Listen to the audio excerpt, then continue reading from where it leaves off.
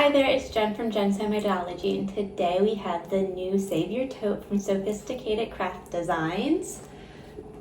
This bag is definitely a big and mighty tote.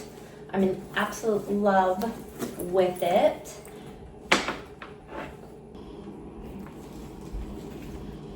It definitely has a lot of features and is customizable to meet your needs. For this tote, you can choose between a single tone strap that also has two different lengths to cut, or a two-toned strap, again with the two lengths. It features a front pocket that's great for bringing a lunch or food with you, as it can be an insulated pocket, or you can even make this into a shoe pocket, making it great for the gym. This part of the bag is finished with binding.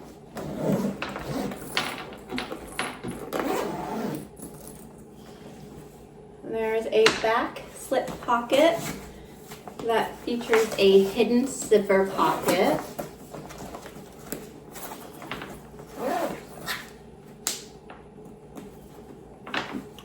And that's a purse feet. The recessed zipper.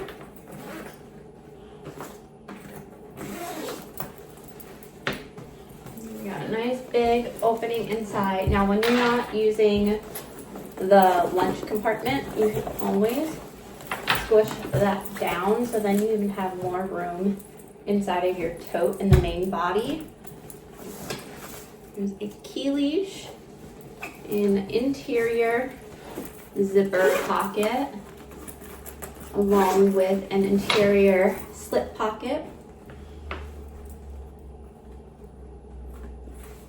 And then you have the option of doing D-rings so that you can make your bag a crossbody bag, making it an easier carry.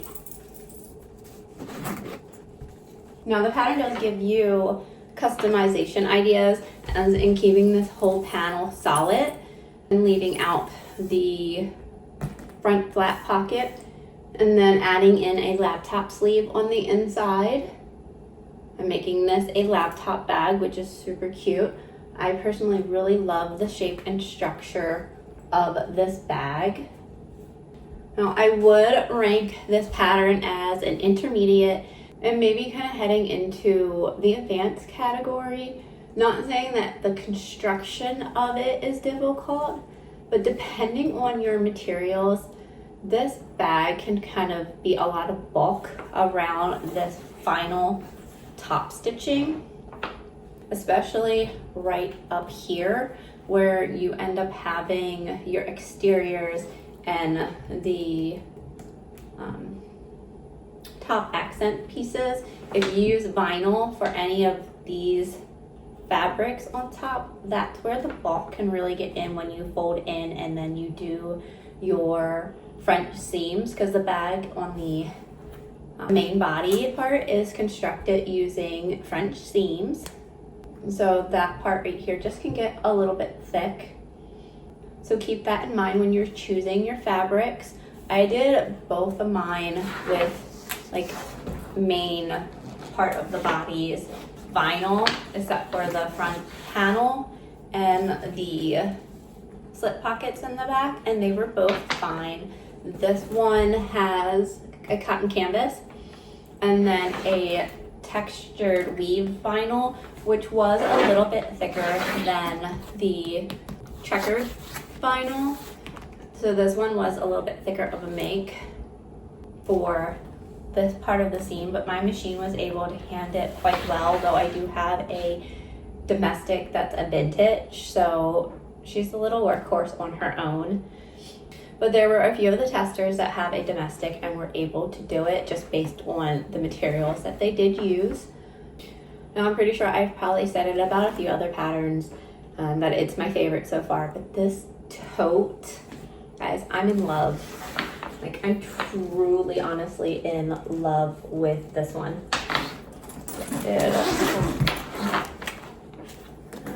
Like, this is just Love her. Love her, love her, love her so much. My husband calls it my powerhouse tote.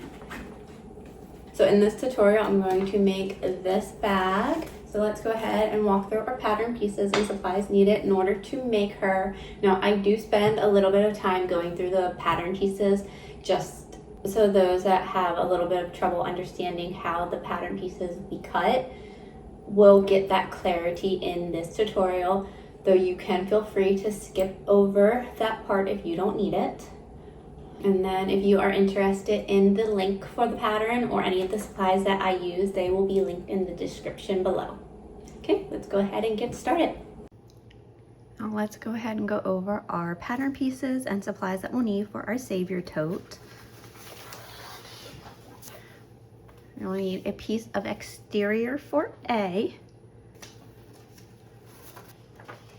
And for the exterior A piece, you will be cutting all the way around on the blue lines. When you do print out your piece and piece it together, it will look like this. And you'll need to cut around that blue line. You can fold this part back if you want to keep it attached right here on your pattern piece for your other pieces. But this would be your piece A. And you'll need a lining piece of A1. And again, you'll have that pattern piece. You'll want to do that cutout of the blue, but this time you're going to fold along that dotted line.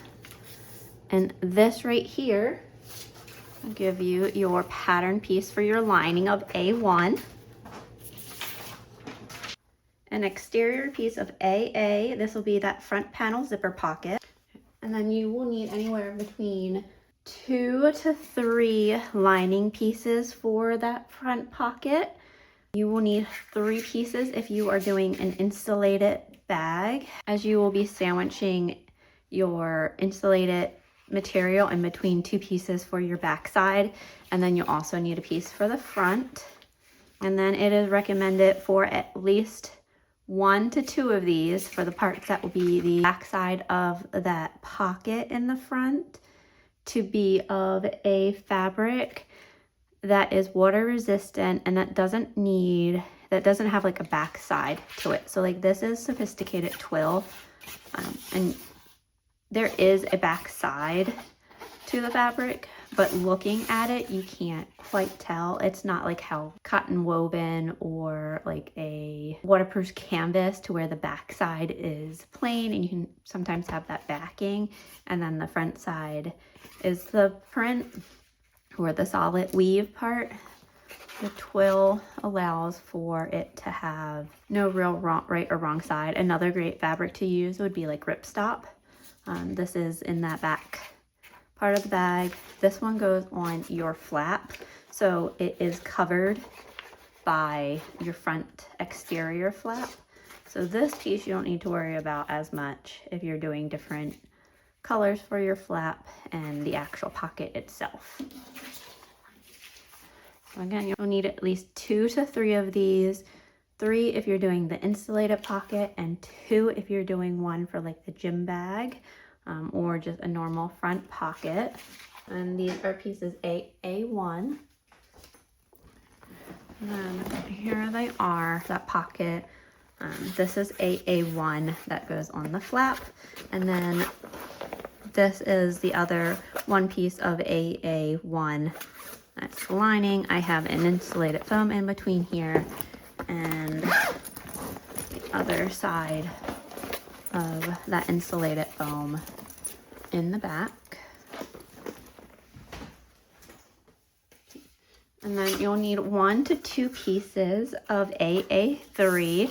This is for that pocket and the inside to make that compartment. If you are doing an insulated version, you will need 2, as you would sandwich that fabric in between.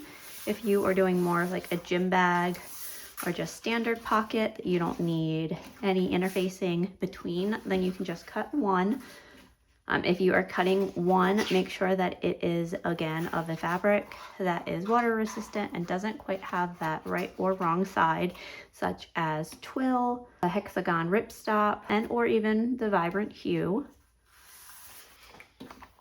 A piece of B exterior. This is for the back panel above your slip pocket. Okay, 2 pieces of B1. I have 2 different fabrics, as one is going to be the lining of that back slip pocket, and one of these is going to be the zipper pocket lining. And then this is what your pattern piece would look like. For your B1s, you are going to cut that box down on the side and fold on the purple line. So your B1 will follow the solid purple line. And then for your B2, you will have that up and you will cut a complete rectangle of it. So your B2 will look like this, and you will need one of those. Again, this is that zipper pocket lining for the back panel. And this ends up being that hidden pocket. For your exterior back panel slip pocket, you'll need one of BB. And then you'll need one lining of BB1 for that back slip pocket. And now for your pieces of BB and BB1 of that slip pocket, for this pattern piece, you're going to want to make sure that you fold down on that green line in order to get both your pieces of your back slip pocket, exterior BB and BB1. A piece of C for your interior slip pocket, and then a piece of C for your interior back panel. And then you'll need one piece of C for your back panel interior lining. And then that piece would be your full piece pattern piece, all the way up to the blue around cut in this orientation.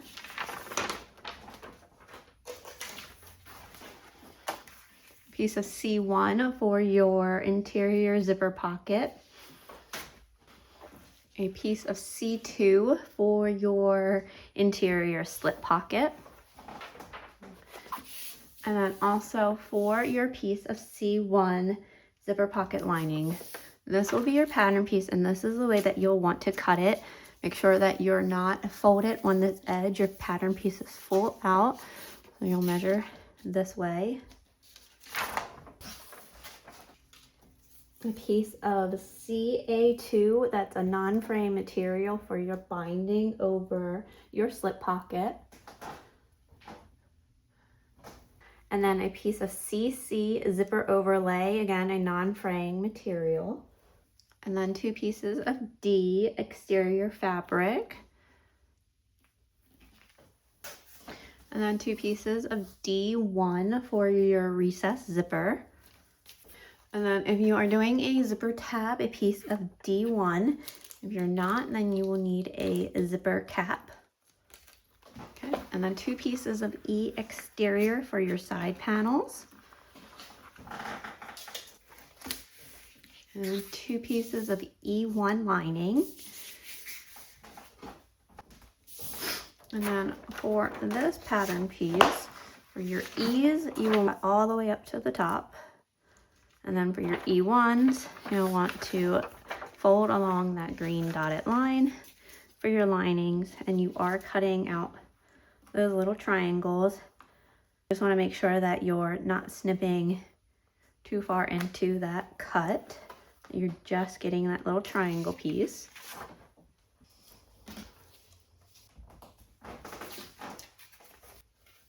Two pieces of EE exterior.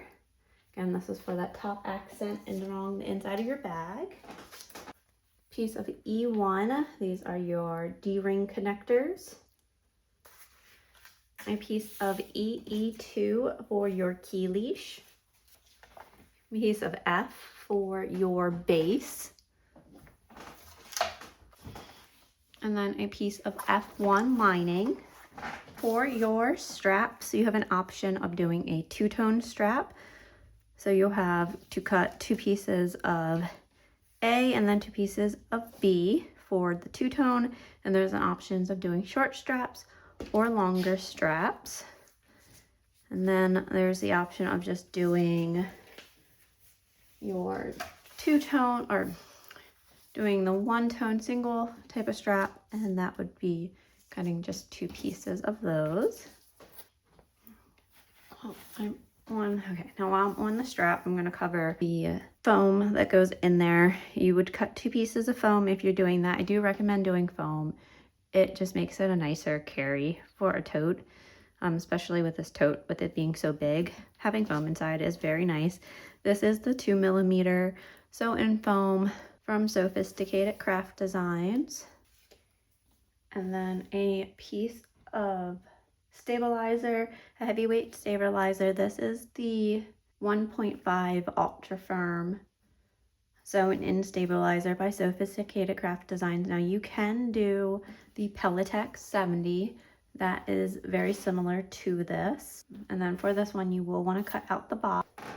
So for that pattern piece, you want to pull it open, and it will be that red dash box all the way around, so that it will end up looking like just this. Mirror to that, you can see where I cut away all the blue. Again, that was A2 stabilizer. I used the same type of stabilizer for my back piece of B3. This time it was the stabilizer all the way around, but then straight across the bottom. It's reinserting that piece and then folding down across that red line. So your stabilizer would be there. Now, if your fabric that you're using for your recess zipper is less than 0.5 mm, you will need 2 pieces of stabilizer for your D2. Again, this is that Ultra Firm 1.5 mm. For these pieces, if you want, you can do a fusible stabilizer that you would fuse to the bottom side of your zipper, your recess zipper. The other pieces you can't because of the fact of needing to add hardware and assemble some pieces beforehand. So the other 2 pieces are harder to use a fusible interfacing. And then you'll need 2 pieces of a sewn-in stabilizer. Again, this is that 1.5 mm sew-in. These are 2 pieces of E2 for your side panels. Now, depending on your bag and the structure that you want and the fabric that you use for your base stabilizer, you can do a few things. This is a self-adhesive foam. It's the 3mm premium of the Sewfusive from Sewfisticated Craft Designs. Now, you can do 2 layers of like the sewn in if you don't want to do a self-adhesive, because the 2 layers would add up to the 3 of the 1.5. So you can do 2 layers of the sewn in just to give your thing more structured at the base if you want it, or you can just do 1 layer of a 1.5 versus this if you have a more stiffer, firm fabric for your base already. But you will want something at the base. Again, this is piece F2, and you'll need 1 to 2 pieces depending on your fabrics. Then if you're doing an installated version of that front pocket, you'll need 2 pieces of installation fabric. This is the Instabright. I think I said that right.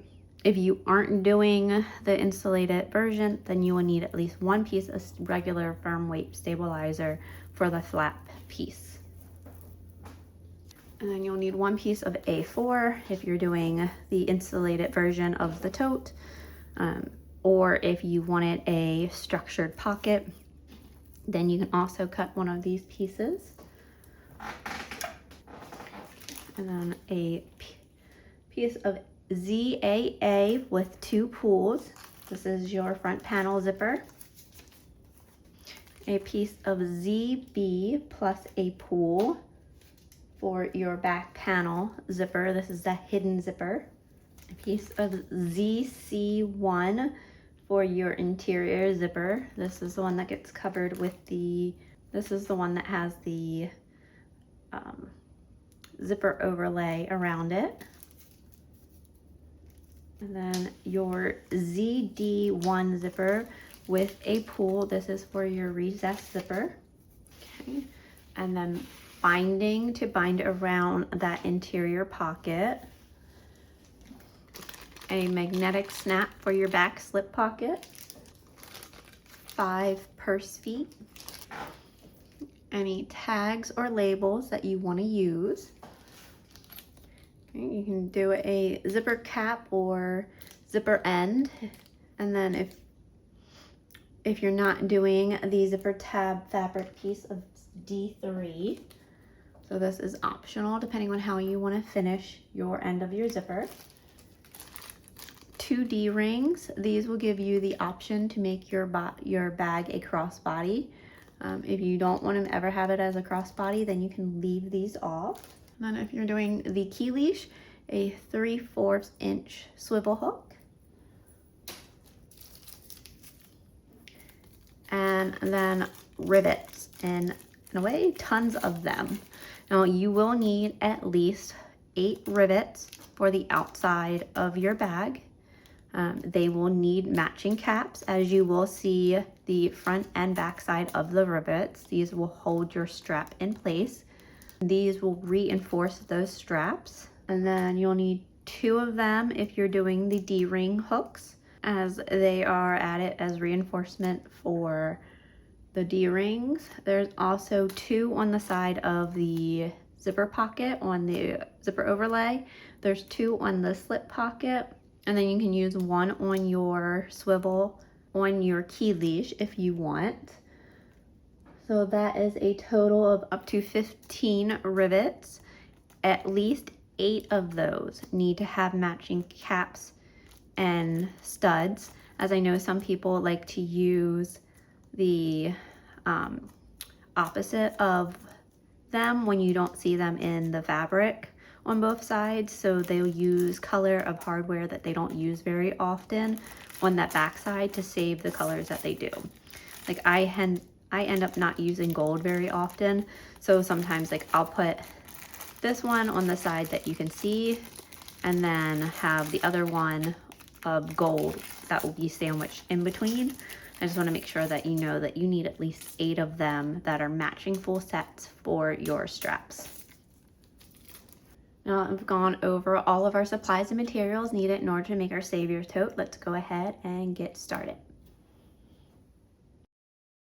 Now we're going to get started. We're first going to start off with our grab handle straps. So if you'll have to decide whether or not you're doing the 1-tone strap or if you're doing the 2-tone strap. I'm going to show both of them, and I'm only going to do one of each. First, I'm going to start off with the 1-tone strap. If you're doing the 2-tone strap, you can skip to the next section. Now, on the wrong side of your fabric, you'll mark down your center. There's my center of my strap. And you are going to take your foam, if you are using it, and place that just below your marking.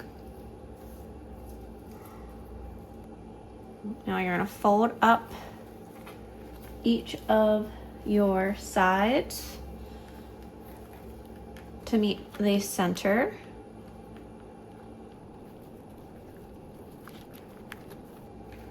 And if you like, you can use double-sided tape to keep your foam in place, but you'll meet both of your long edges to your center, and then you'll fold in half in order to conceal that raw edge.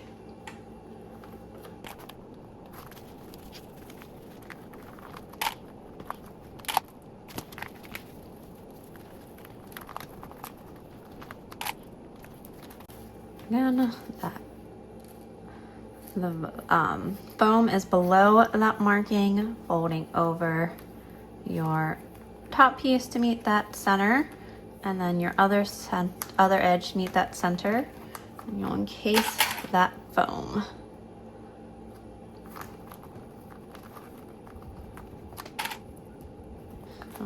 have your strip, and I'm gonna sew down the one side doing a top stitch of 1/8, and then I will repeat on the same direction on my other side of the strap. With how thick this seam is, it does help to start off with a hump jumper.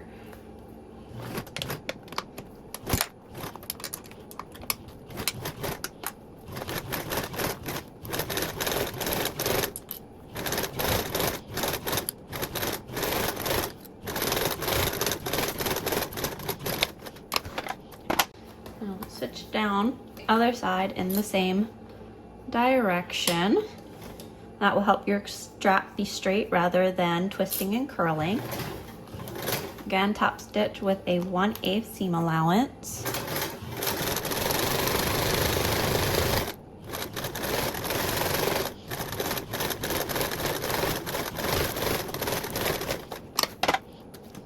So then here is your finished strap. You'll repeat for your second strap.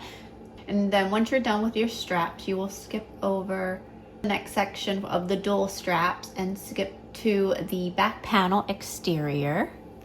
Well, here are our dual straps. You'll have your strap piece B, which is a little bit bigger, and then your strap A.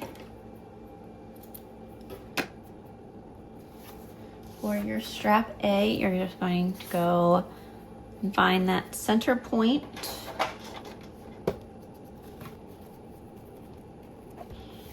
And then fold your long edges to meet that center point.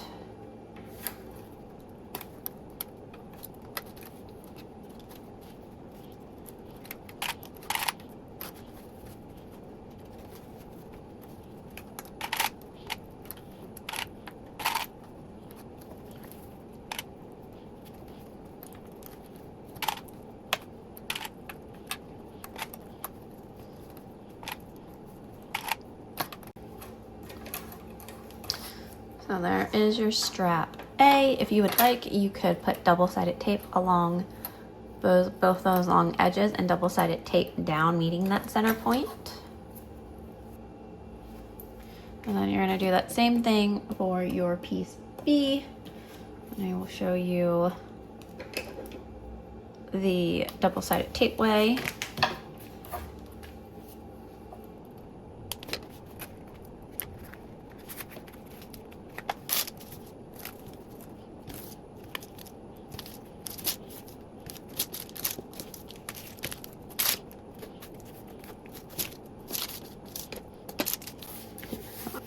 So I put double-sided tape on both the long edges. I found my center. I'm going to remove the backings to the double-sided tape. Now, if you are doing a strap without foam, you can go ahead and meet those to that center line. If you are doing foam, it's easy to put a line of double-sided tape down that center point.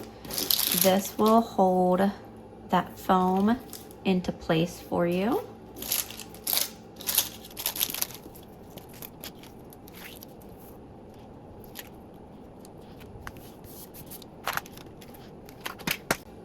And now you'll go ahead and remove those double-sided tape backings from your outer edges and fold in to meet that center.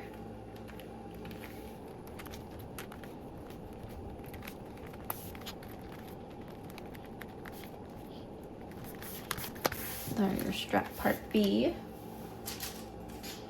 Well, I like to then go in and lay in a piece of double-sided tape along that seam. I only have 1/8 of an inch double-sided tape, but if you have wider, that will help a lot in this area, as this will then be what helps to keep the fabrics fully together. Now you're going to align those seams together.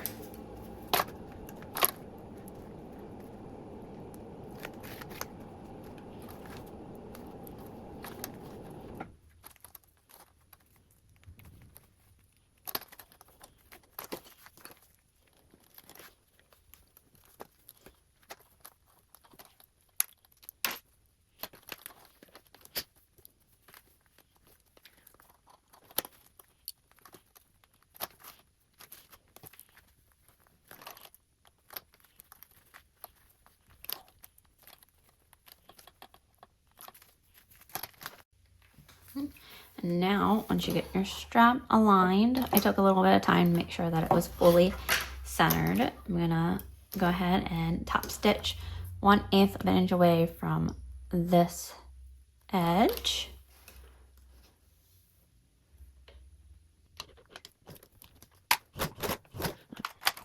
And then for this part, it does help to have a hump jumper.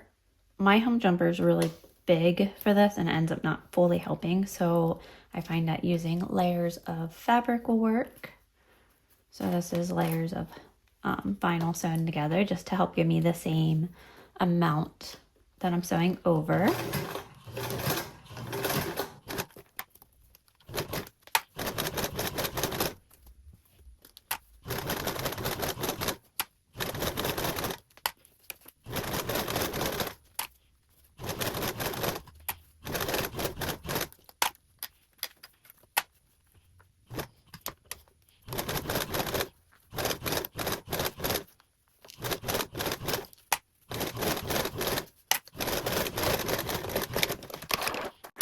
There's your strapping down the one, and then you'll top stitch again on your other side, repeating that same step.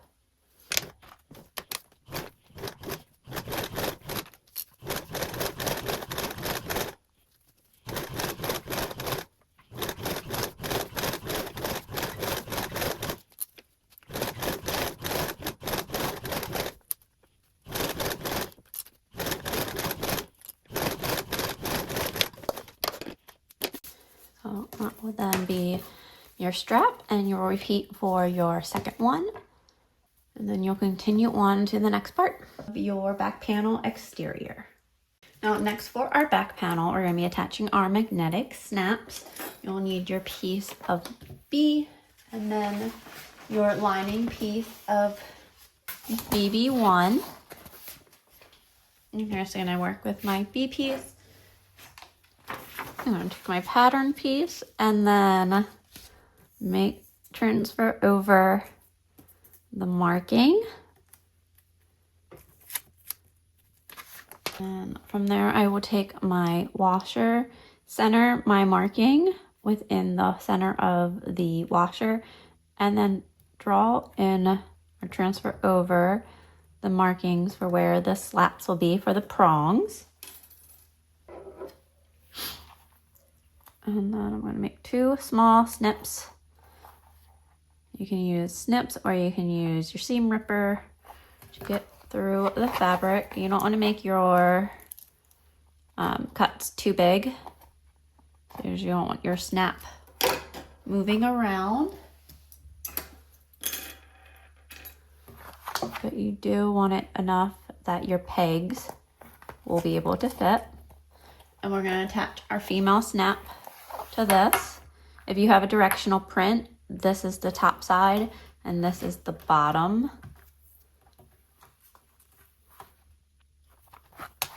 And then I'm also going to add a piece of stabilizer. This is scrap pieces of Pelletex 70 that I had around.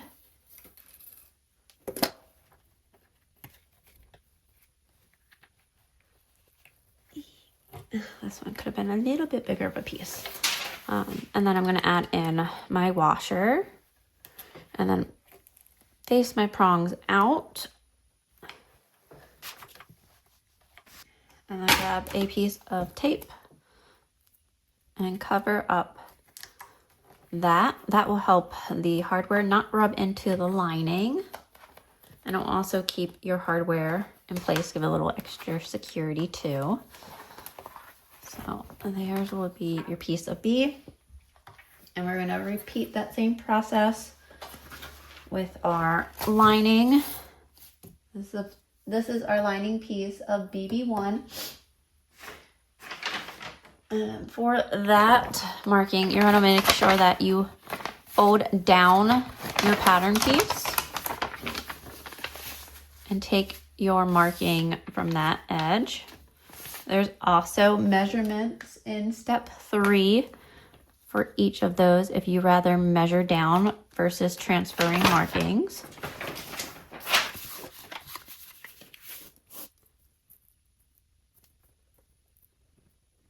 Again, transferring over outer markings. So theirs will be where my prong markings would go.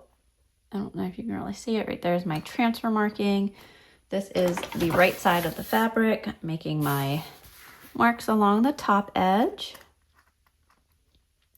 If you by chance are using a frayable material within these, it can help to put some fray stop around the seams. This time we'll be attaching our mail snap.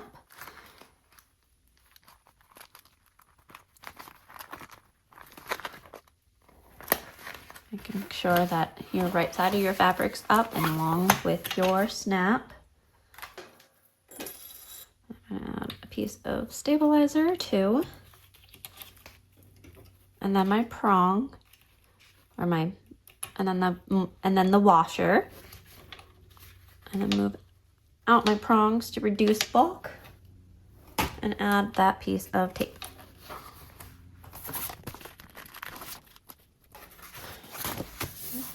There is now our lining. We can set these aside for now. This is for that hidden zipper slip pocket. So you'll need your pieces of B1. Those will be the ones that have the little box cut out of them, along with your ZB1 zipper with a pull. So you'll first want to grab your lining fabric, whichever fabric you want to be on the inside of your pocket.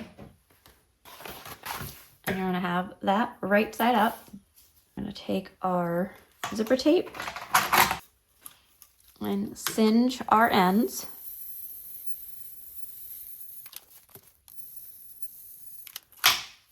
Slide on your pull. I always like taking the tooth that's the lowest on the zipper on first. That allows me to easily get my zipper on. Have it closing facing to our right. If you prefer to carry your bag on your right shoulder, you want to make sure that this pulls to the right to close. And then if you happen to carry your bag on your left shoulder, then you will flip this to face the other way. Now you can center this zipper along that box. And you'll end up having some overhang on both sides of your zipper. Now you're gonna mark 3/8 of an inch into your zipper tape. And because we're gonna sew at a 1/4, you can measure down 1/4 of an inch from the edge of your zipper and then measure that 3/8 in. So your stop point will be right there. And you'll repeat that on the other side too. So we'll go 3/8 of an inch from this part. So you go 3/8 in and 1/4 down. You can also just do that little 3/8 in and just make a longer line. I find it helpful to bring that marking as far down as I can, so it's really easy to see that stop and start point when you are sewing across. With your lining faced up, your zipper tape faced up, gonna start at that 3/8 of an inch marking again away from this box. You're going to sew with a 1/4 seam allowance. And now we're gonna sew all the way over until we get to our other marking.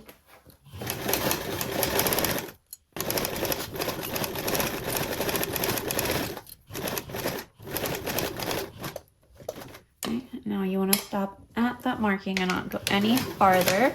This will help to make the box of your fabrics.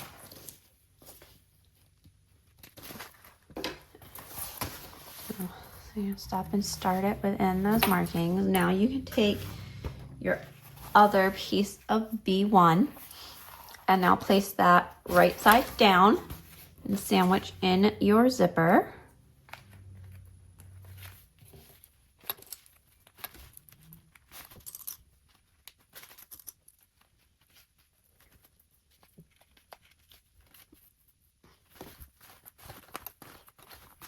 Now you can do one of two things. You can either go ahead and retransfer over back the 3/8 of an inch marking, or you can flip over to the lining side and just sew right on top of those markings.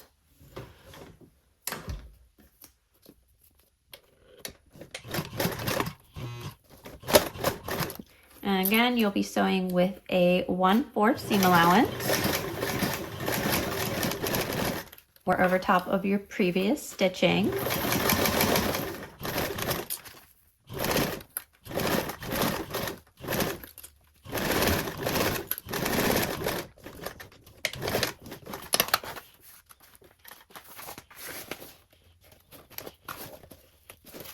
Now you're going to then cut diagonally, not cutting into your zipper tape, from your corner of your box to your stitches, and not any bit farther, just to the end of that stitch, so where your marking would be.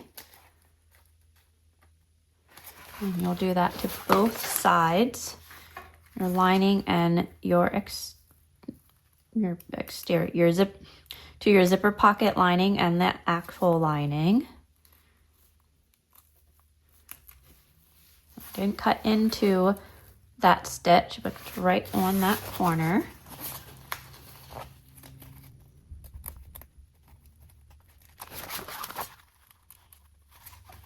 And not cutting into the zipper tape. That will allow you, when you turn out your fabrics,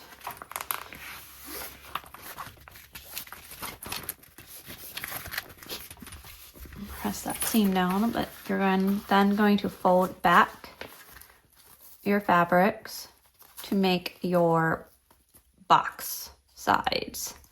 So there's that one piece. You meet it up to the straight edge of your zipper tape. Keep on the zipper lining. And nice and straight along that edge.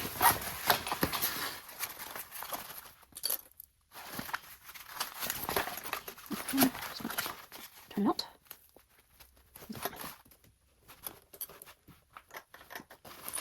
Now we're going to sew a 3/8 seam allowance from the edge of your fabric. That ends up being your stitches right along here. And you won't catch any of your folded fabric. I want to keep those out of the way. Keep it all nice and straight.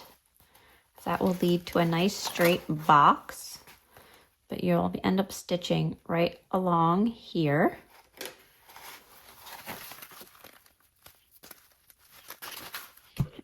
So 3/8 from the edge of your fabric.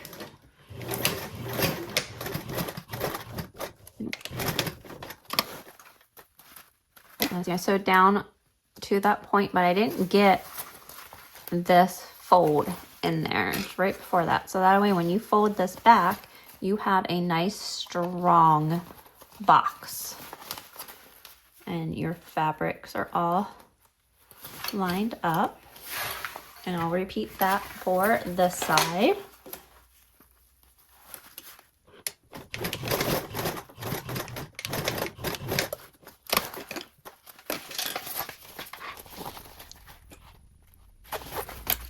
Now we can top stitch just along this little bit. So you can include your top stitch a little bit here to start it, and then work down and around your box and over to the other side. You're going to top stitch with a 1/8 seam allowance. It does help to make sure that your fabrics are pulled fully together down, and to give along here a press with your finger. just to make sure your seams are flat.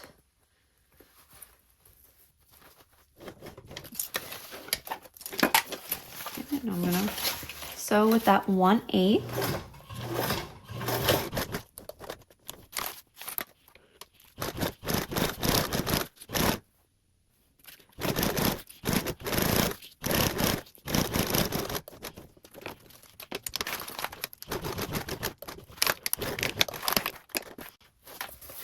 And here will be what your pocket will look like. Now you'll take your piece of B2 lining and have that right side up. And then we'll lay our pocket that we just made on top of it. This will then create the zipper pocket.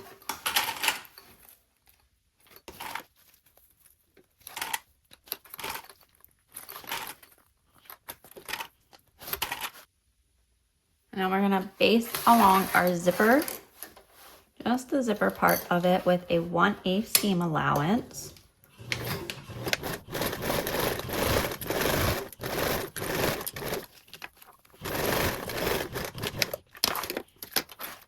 Now you're gonna move your pocket, the very top lining, up out of the way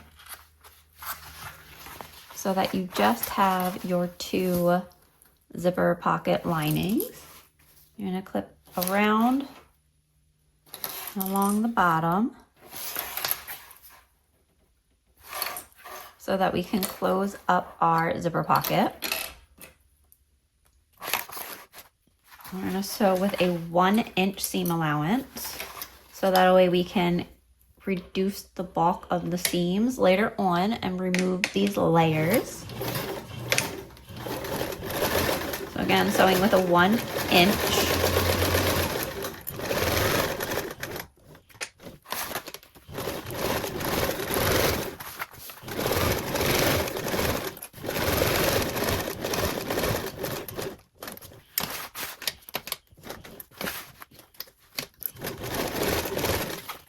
Okay, and then remember to keep this lining out of the way.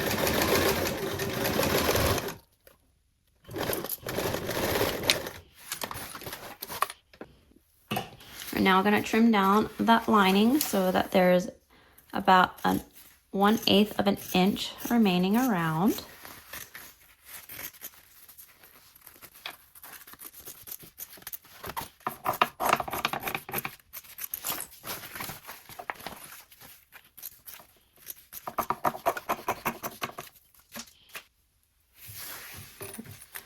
Now you're going to go ahead and align your piece of B right sides together. You want to make sure that your side that has your magnetic snap closer to the seam is the side that you're connecting with the edge of the zipper.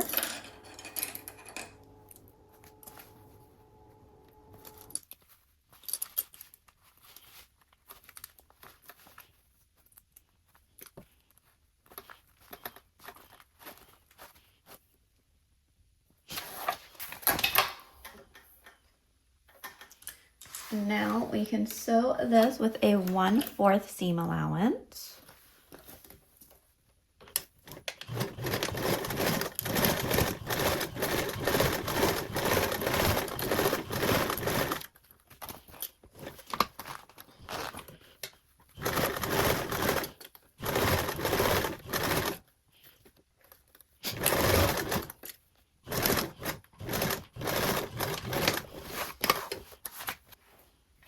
Once those are connected, you'll go ahead and trim your seam allowance corners.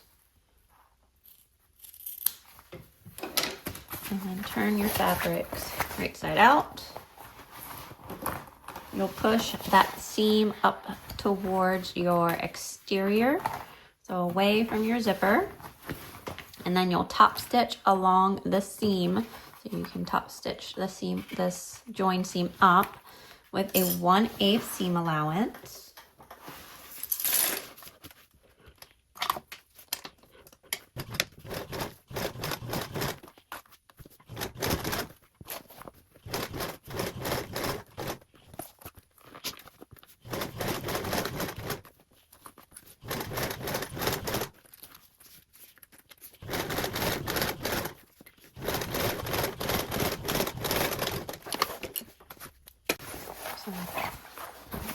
that part.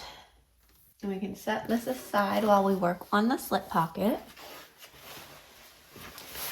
So you'll grab back your piece of BB1 lining that we attached our male magnetic snap to, along with your piece of BB exterior for your slip pocket. You're going to place those right sides together, joining at the top edge of the fabrics.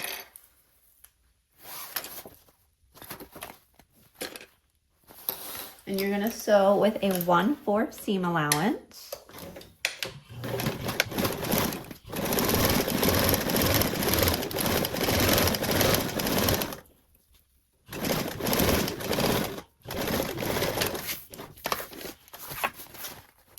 And then trim your seam allowance corners. And turn your fabrics right side out. And press along that seam so that you're able to top stitch. I do find it helpful to match the bottom part of your fabric too, just so that you're making sure that you're fully pressing straight.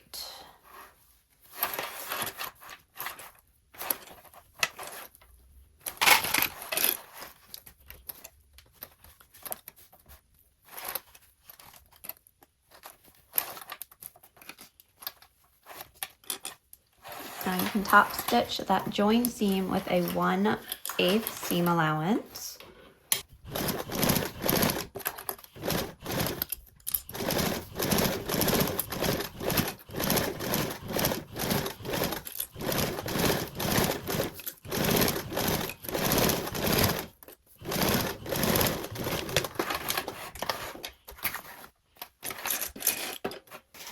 And once you've top stitched, you can take your piece that we just set aside a moment ago and attach your snaps. So the magnetic snap is attached, and then clip around your exterior to align your slip pocket.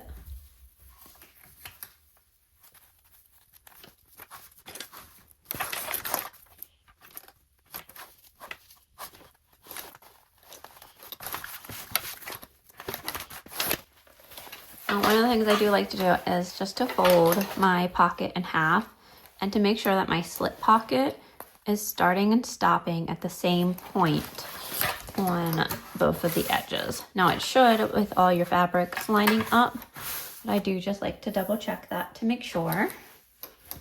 Now we're going to baste around that perimeter to hold our slip pocket in place with a 1/8 seam allowance.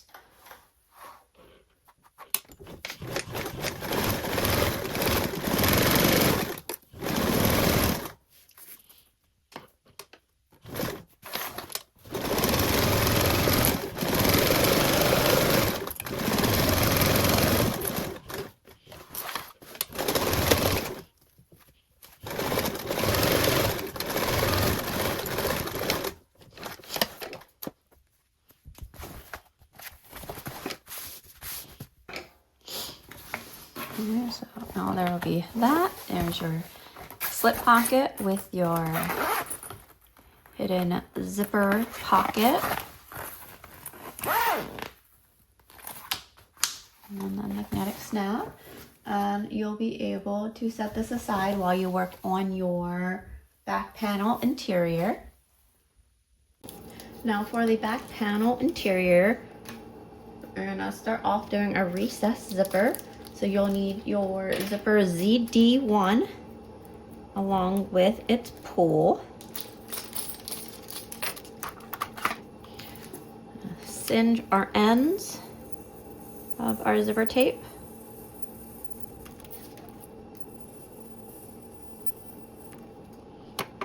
You're going to wind up holding your pull off to closer to the end.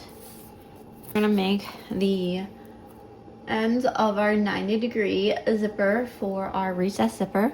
Just going to separate your tape a little bit and then just fold that down so the raw edges meet. Now you can either baste this together. I personally like to just singe it.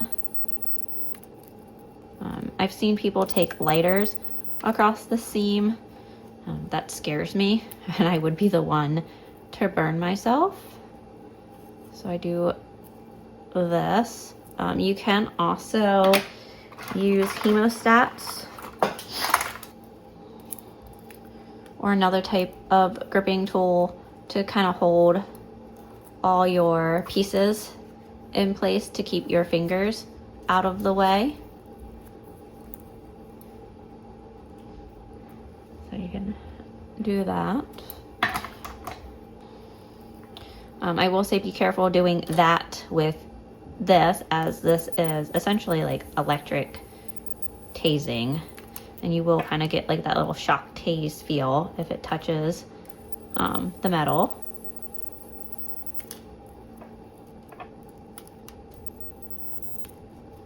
So theirs will be the 90-degree zippers.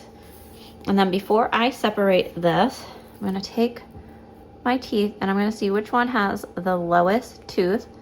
So this side will have my lowest, and I'm just going to mark within that seam allowance part to say that later on that this side needs to go into my pull first. Now that we're done our 90-degree zipper, we're going to set this aside while we work on our panels for our recessed zipper. So you'll need both of your pieces of D1. You're going to flip over to the wrong side for those. And then you are going to make a marking on all of your short ends that is 3/4 of an inch away from your edge. So this is 3/4 of an inch here. And then you're going to place double-sided tape right within that marking. So you drew your line up, so your line up, so within that measurement. And then once you place your double-sided tape down, you can fold into that line.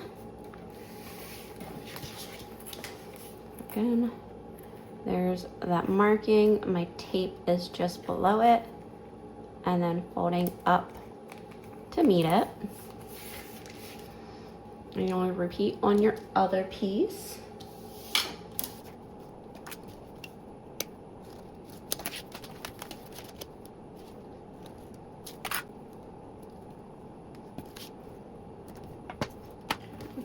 And tape within that marking. You can disregard the other mark.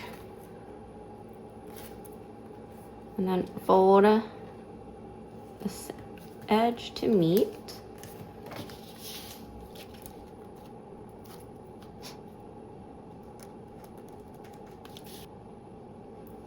And then your underside will be your right side. So if you have a self-adhesive that you are going to fuse, or if you're using an adhesive stabilizer that's not sewn in, you will attach it to this side of your panel and then flip over. So then your stabilizer would then be on this side, and this will be your upper part of your recessed zipper. You are going to place these how you will want them to join. So if these are the two sides that you want to touch and your zipper go in between, then that's how you're going to line them up now. You're going to fold in half and find that center point, that one, and then this time you're going to find your center point of this. So again, we're working on connecting these two with a zipper.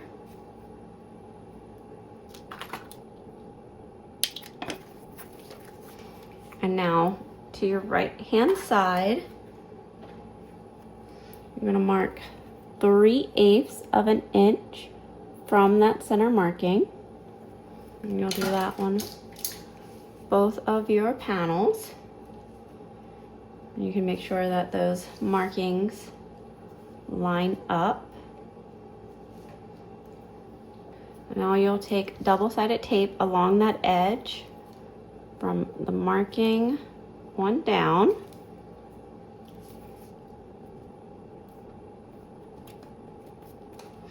And you'll repeat on the other one, but this time on the bottom side.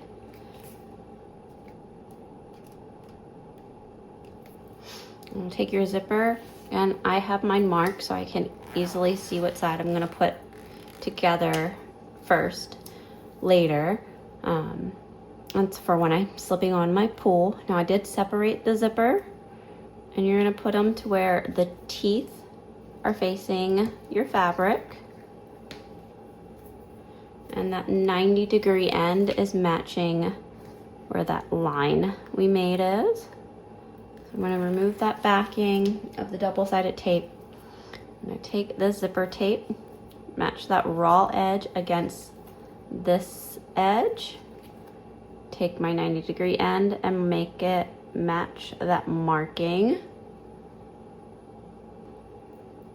And then press your tape into the double-sided tape to hold in place.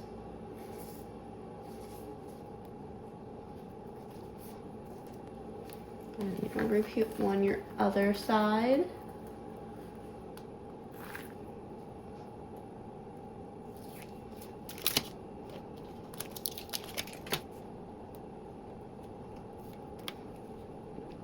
And again, matching our 90-degree zipper end. My teeth are just at that. Working my way down.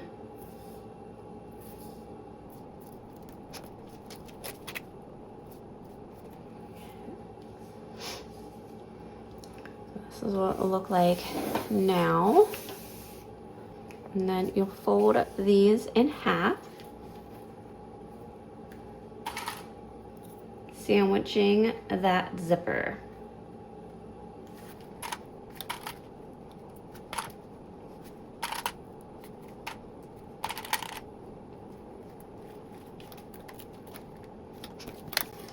Do that for this one too.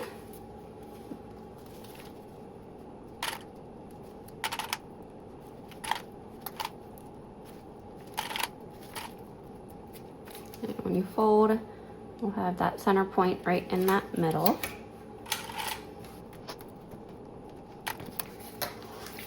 So you'll have two pieces that will look like this.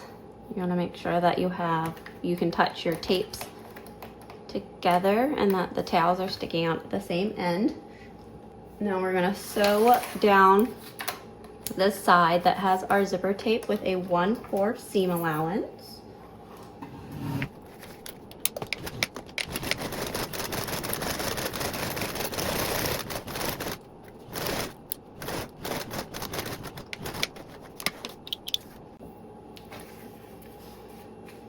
And you can snip your corners, making sure not to snip into any zipper tape. So when you get to this end with the fold it, just want to make sure that you're moving the tape out of the way. And I'll repeat on this panel.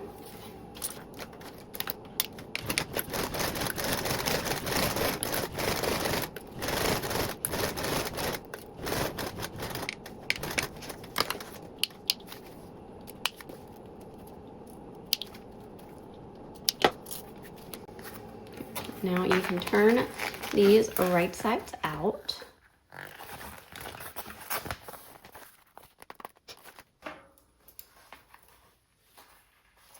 Just use my hemostat to help point out that little corner.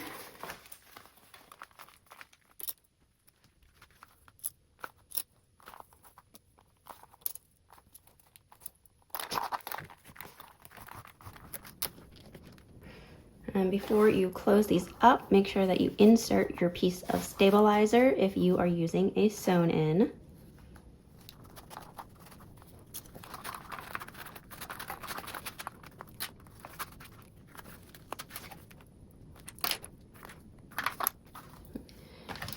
I'm going to repeat for this one.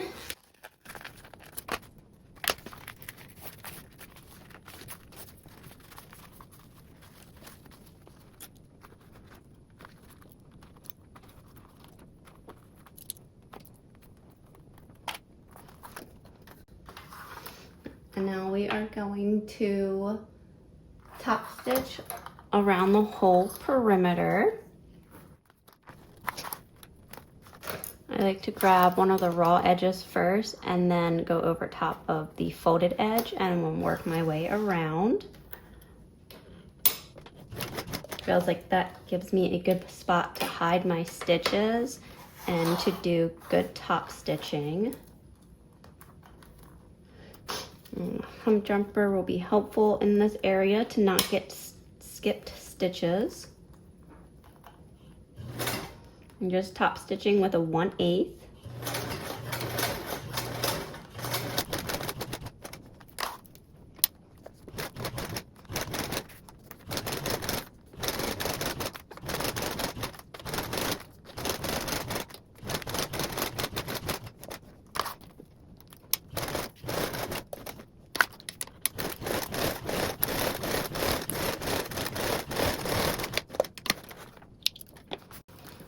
Okay, so there's one. Now I'm going to go ahead and do that one, this one.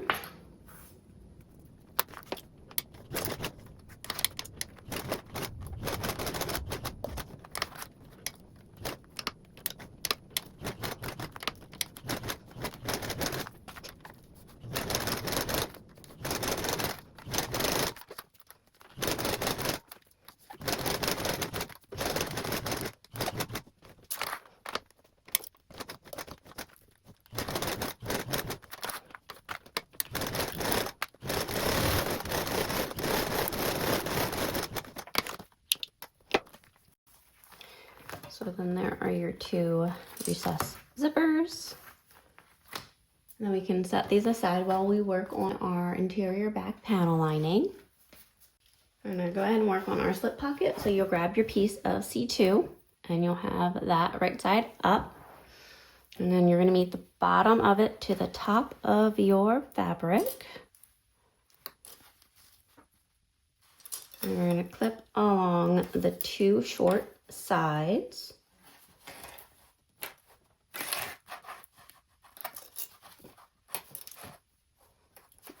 And we're gonna sew these two sides with a 1/4 seam allowance.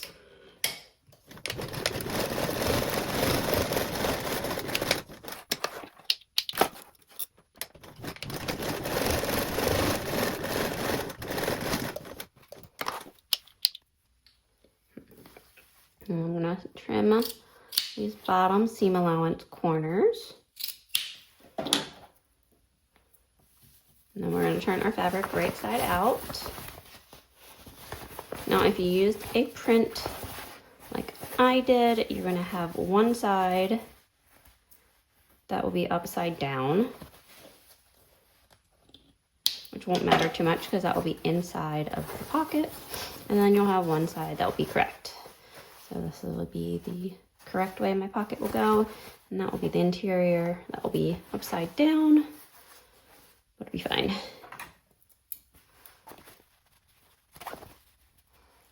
Poke out those corners. Okay. Now, depending on your fabric choice for this pocket, you can give this a press to get really strong seams if you like. I just like to finger press and then pop a few little clips to hold it. I've based along the top raw edge to hold my fabrics together with a 1/8 seam allowance.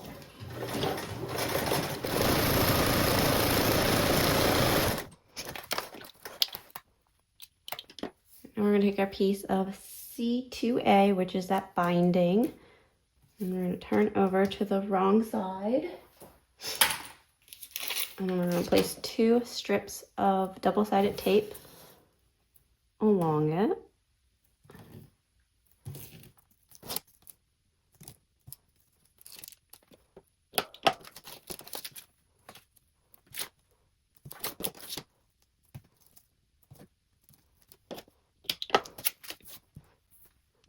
And then we'll move this backing to your double-sided tape. And then you'll fold in these edges by 3/8 of an inch.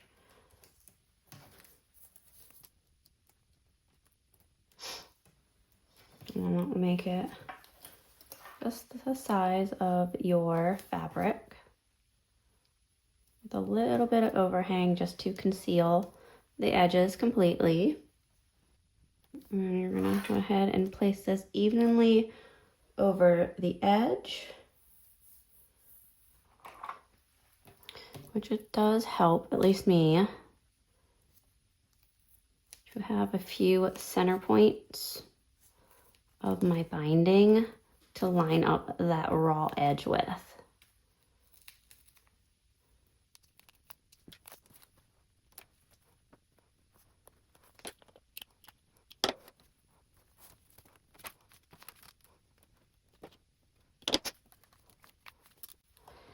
I'm going to use a few clips to help keep this binding down and in place.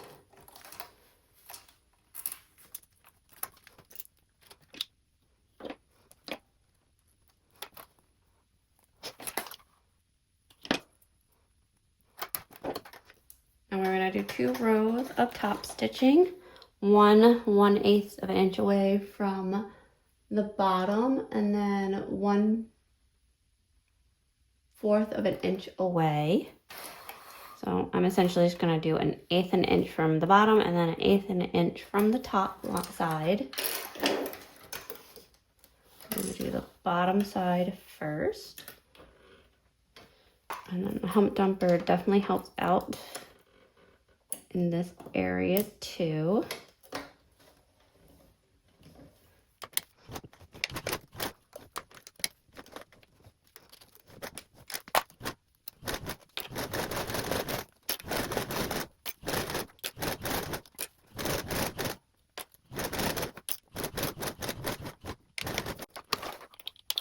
So there's our 1 row of top stitching, and I'm going to do the other row.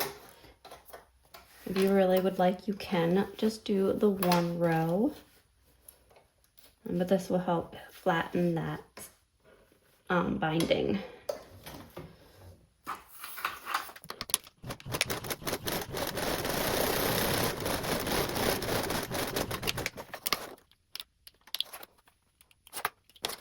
Now we're going to set this pocket aside as we work on our zipper pocket.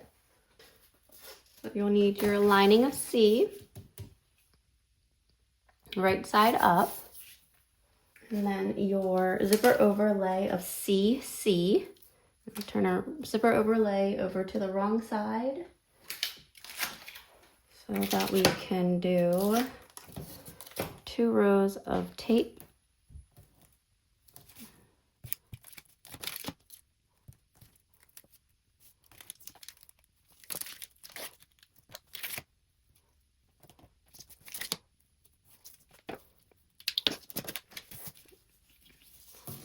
I'm going to find the top center of my zipper overlay real quick.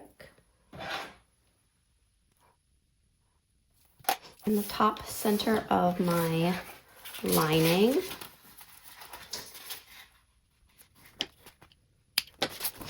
Now from that mark, you can measure down 1 inch. And I'm also going to measure down 1 inch on either side, just to help ensure that my zipper overlay will be straight across the panel.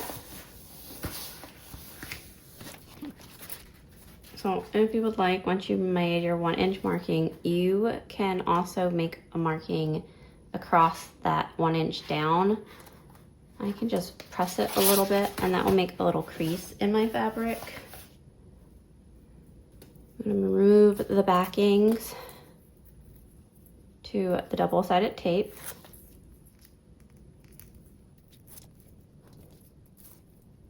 Now I can mark this center with the center of that 1 inch down marking. And now I can follow the markings across.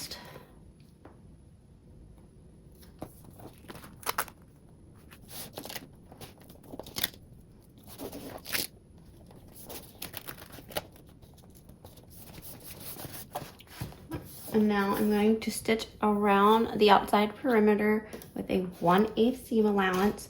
I'm going to use some long-ish tails so I can pull back my threads versus back tacking. And I'm going to start on my bottom underside, just so they're a little less visible. And if you are using a tag, you want to place it underneath this bottom seam before you start top stitching.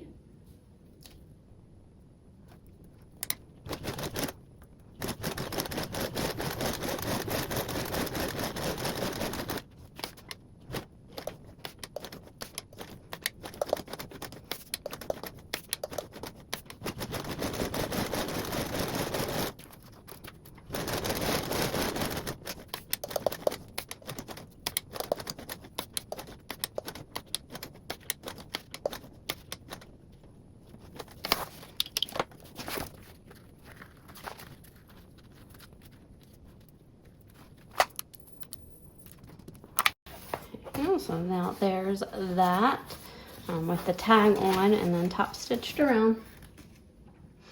Once you have that in place, we can now cut out the part for our zipper. Started by making a slit in the middle, and now I'm going to veer off to get closer to the stitching. Just from the back side, just so I can see where my stitching is, but also get underneath the zipper overlay.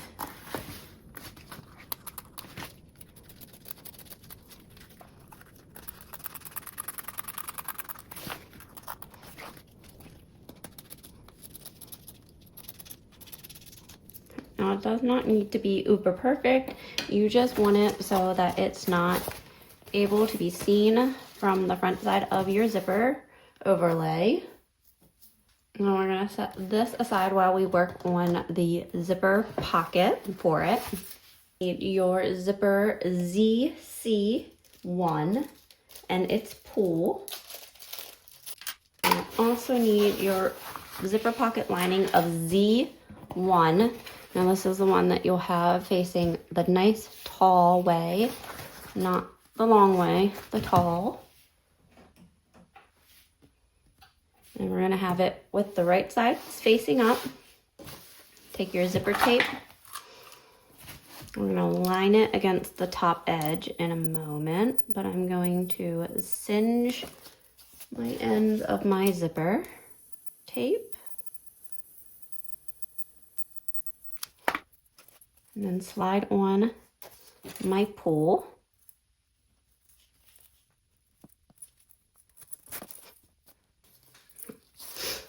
Now I'm gonna lay it with my right side up and my zipper tape also right side up. And then along that top edge.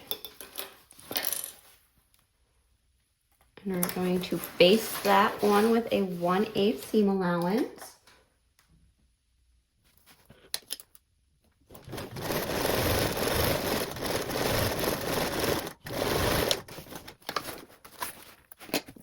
And then you're going to lift up your zipper and bring your bottom part of your lining and meet that. So the right side is touching the bottom of your zipper tape. And then you're going to base this on with a 1/8 seam allowance.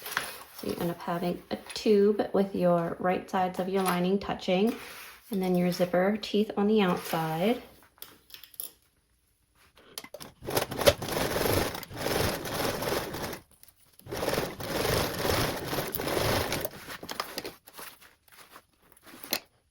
Now you're going to take double-sided tape and place on both of the edges, just right over top of your basting stitches.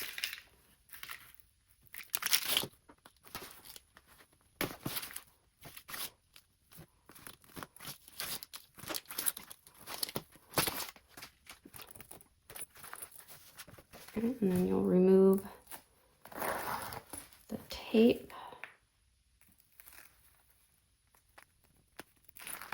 backings, and then you want to position your zipper so that it is closing towards your right.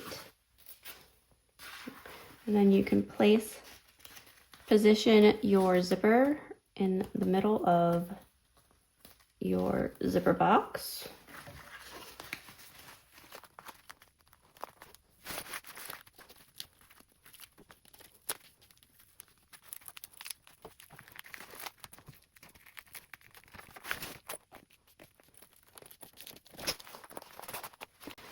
And you can play with it and position it to make sure it's to your liking. Keep in mind that you can move your zipper teeth or zipper pull around just to ensure that that area is the same and not just different because of the pull that's in the middle.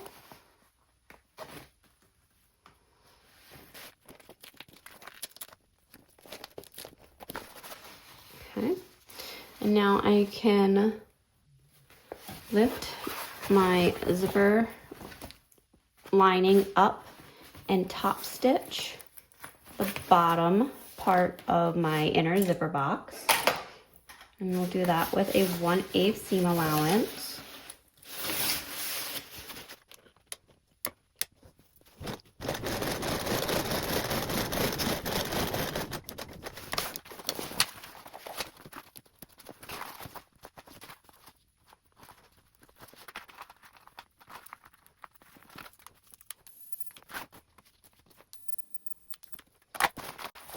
Now you're going to push your lining down and make sure it's all flat, and you're going to top stitch the remaining part of your inner box.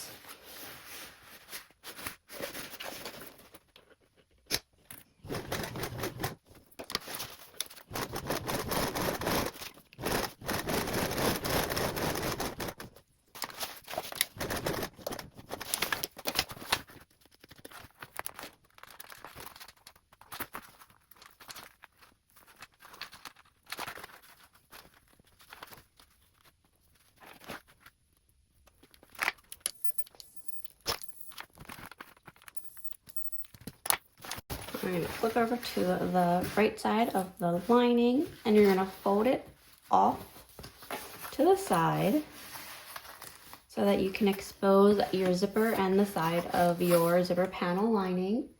You're going to sew those sides with a 1/2 inch seam allowance.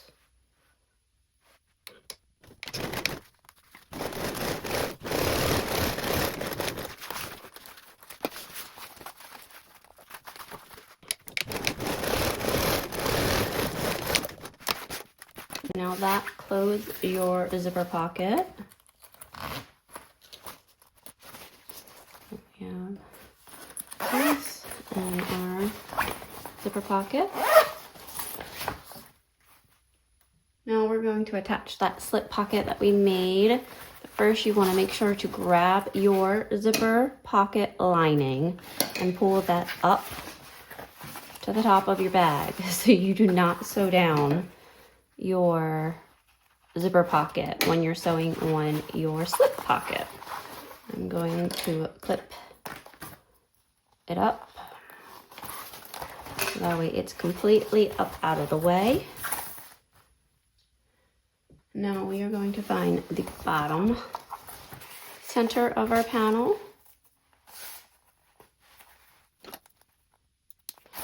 Measure up 1 1/4. Again, I'm going to do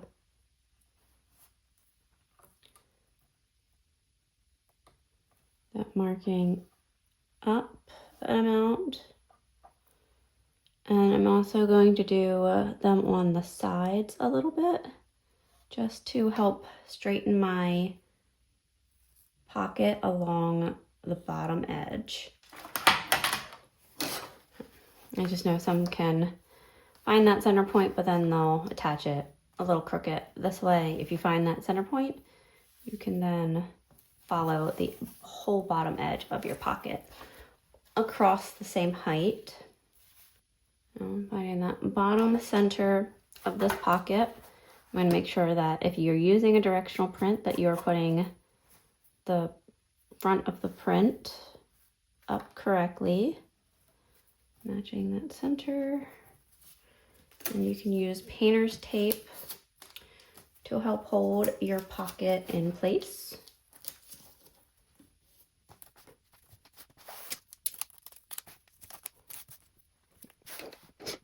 Now we're going to sew 2 rows of stitches 1/8 inch apart, stopping and starting just below our binding tape, because you're going to then secure those with rivets along the binding.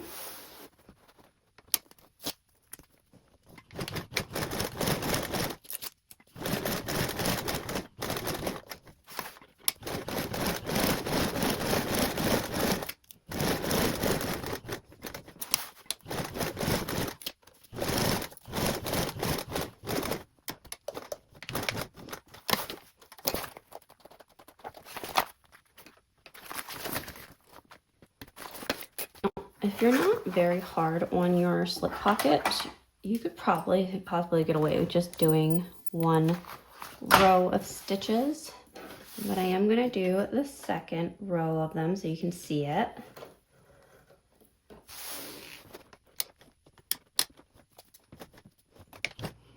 Again, these stitches are just 1/8 inch away from our previous.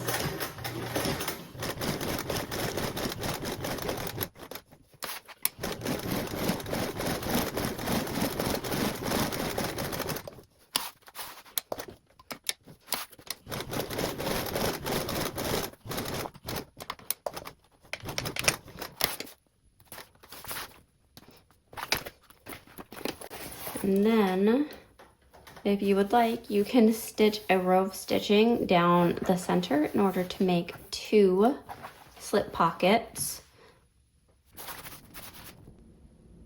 And you can also even change the size of your slip pockets if you want one smaller for like pens and stuff, and then one a little bit bigger, you can do that. Now you're going to go ahead and attach our rivets to the side of our slip pocket, making sure to keep your zipper pocket lining out of the way. Once you've done your rivets on your slip pocket, you can then let your zipper pocket lining down, and you can do your rivets if you're doing them on your zipper overlay. And when you place your rivets, you'll place them 3/8 of an inch away from the edge of your binding and the edge of the zipper box. So I'm gonna go ahead and attach those. And here is your panel with your rivets. You can put this off to the side so we can work on our top accent pieces. Now we're gonna go ahead and work on our top accent. So you'll need both of your pieces of D. On the bottom edge of them, you are going to find your center point.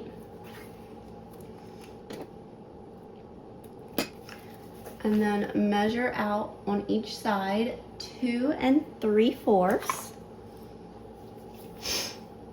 And so there are your markings, and then you're going to take your strap. If you did the 2-tone one, you will want to ensure that your A strap is faced right sides together with the fabric. So it would go like that, and you would have an overhang at the bottom.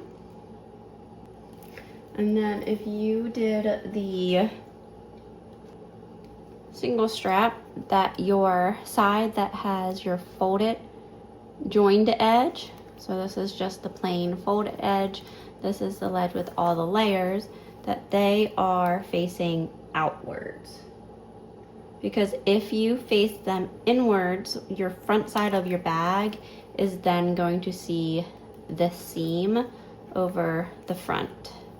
Versus if you have it with them facing out, you'll get that nice smooth edge. I'm gonna take my dual tone strap, have the side A, which is the smaller side, facing the panel, and you'll see the wider side when you're up. And then we'll have an overhang of 3/4, and you'll place this strap right outside of the marking that we made. So this is 2 3/4 away from the center. And then you'll curve your strap and do the same thing on the other side.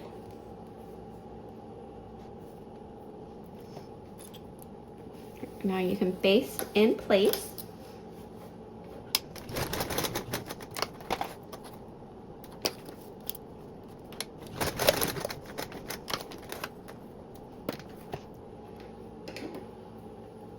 Okay, and now I'm going to repeat with this other piece and my other strap.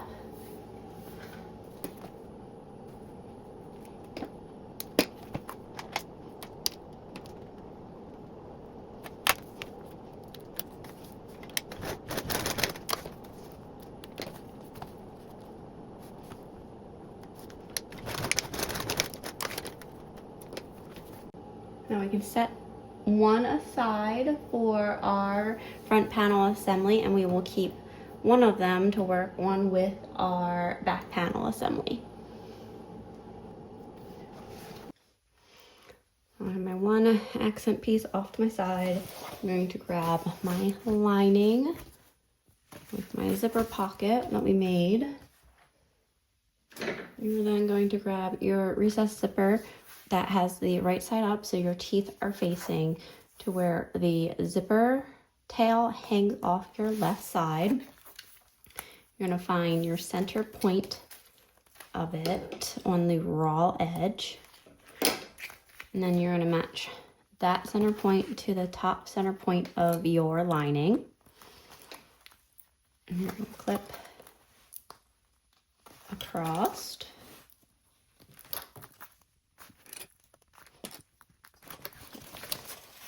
That's what that will look like, and then we're going to baste this in place with a 1/8 seam allowance.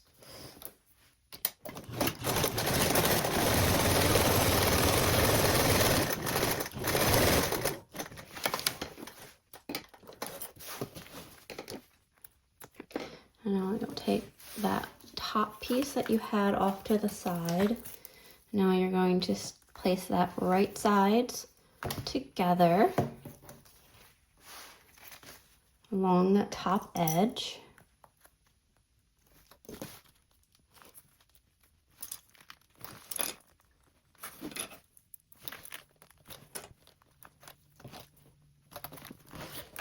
And now we can sew this seam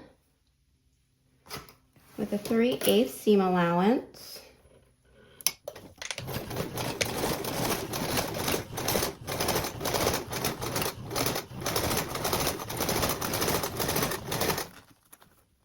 I do like to make sure that my straps are straight when I'm sewing over them.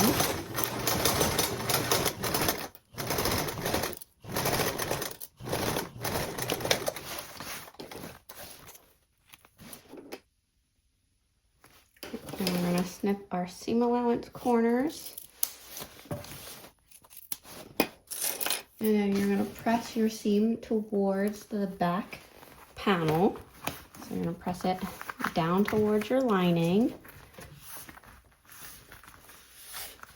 And then we're going to top stitch along the lining part with a 1/8 seam allowance.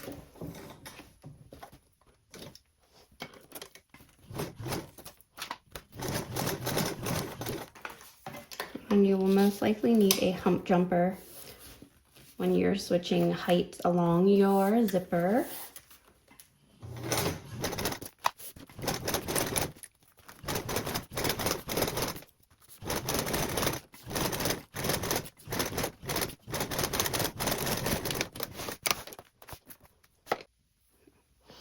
We're going to flip this part down so that you can access the raw edge of this accent piece.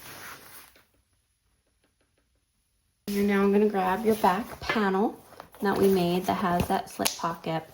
And you're gonna flip it to where the fabrics are all right sides together, matching up along that raw edge of the accent panel and then the back panel.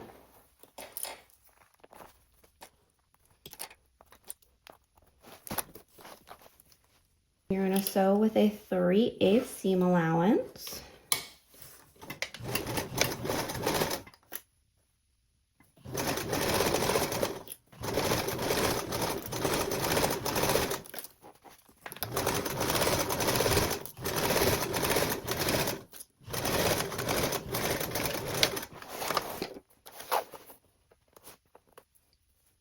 We're going to trim our seam allowance corners.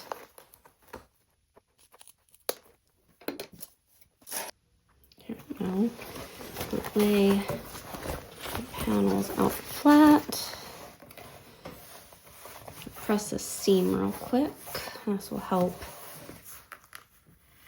get the top laid right for that top stitching, because that will be the top edge of the bag.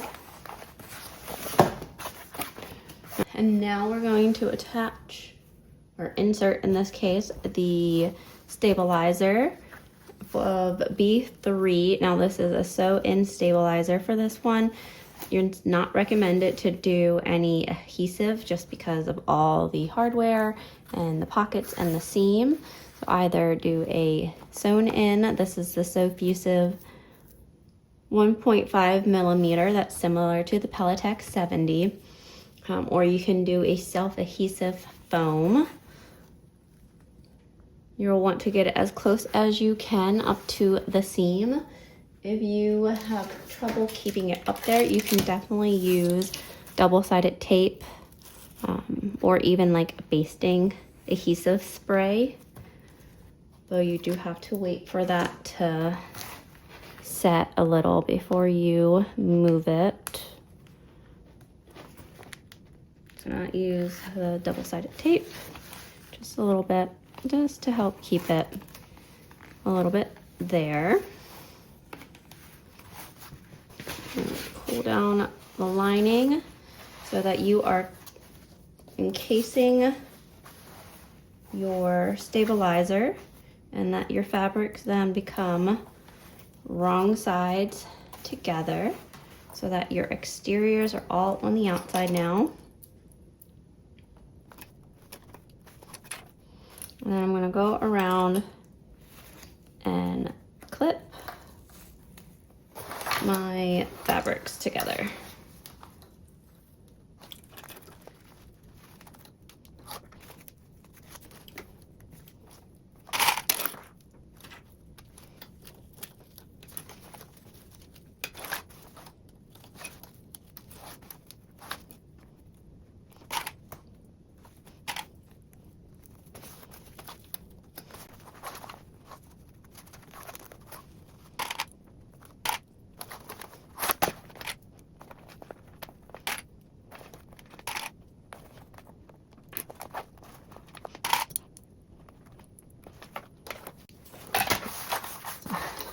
That, and you can check and just make sure everything is pushed out so your panels don't end up looking saggy and that they are nice and crisp.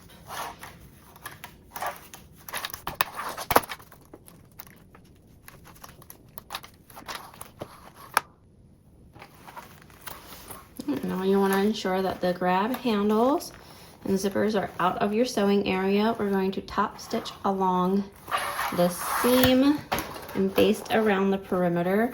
You also want to make sure that your zipper is not in your path either. I'm going to sew around with that 1/8.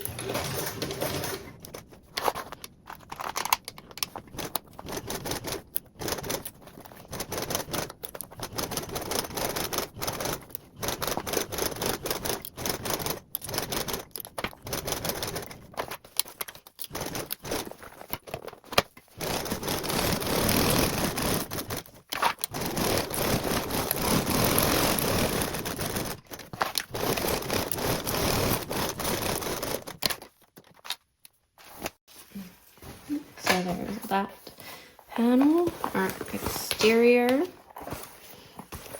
our lining, and the recessed zipper, and our handle.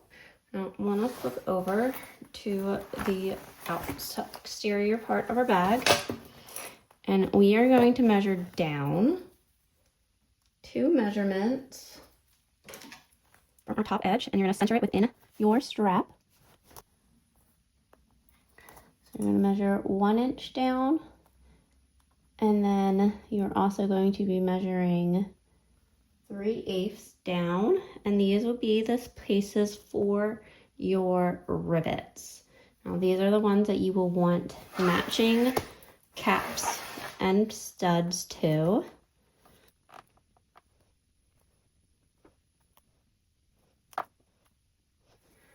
Now you will definitely want to press these before you move on. And then the other thing about your markings, they should be 5 1/8 away from this edge. I want to go ahead and make our holes. It's easier if you make them through your exteriors first. Then once you have those, use those holes to line up to mark on your straps to then make your holes in the straps versus trying to punch through everything. And for your punch hole, you want something smaller than your rivet, because if your rivet can sit into there, then your rivet's going to end up pulling through easier, and you don't want that.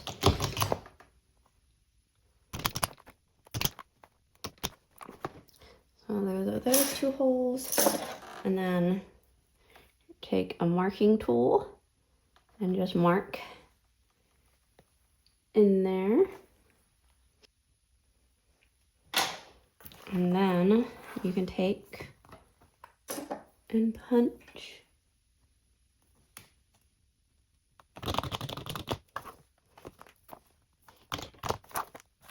so there's those holes, and then I'll repeat on this side.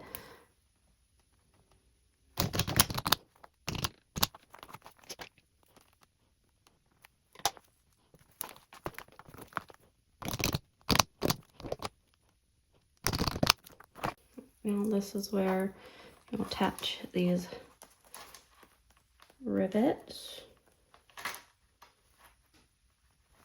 And then depending on your fabric choices, you may need a longer peg. And then you can also stick super glue inside of a cap just for a little extra reinforcement. But this is why you need it matching sets, at least 8 of them. You'll put 4 on your front panel, and then we're also going to be putting 4 on our back panel. I'm going to go ahead and finish putting these in and go press, and I'll be back. And here is our panel with our rivets pressed. I'm going to go ahead and set this off to the side, and we're going to work on our front panel assembly. Now for our front panel assembly, you're going to take your piece of AA exterior, and if you have a logo tag, you are going to use step 21 in order to attach it. But you want it positioned at least 1 3/8 away from the edge, whether or not you do it from the bottom and or the top. I'm not going to attach a logo tag, so I'm going to move on to step 22, and I'm going to place this back off to the side. Now you're going to take your piece of A1 lining, have that right side up. You're going to find the center point of the top, and take your other half of your recessed zipper and find the center point of that along the raw edge. And then again, matching those so where they are right sides up, your lining's right side up, and your zipper teeth are facing right side up.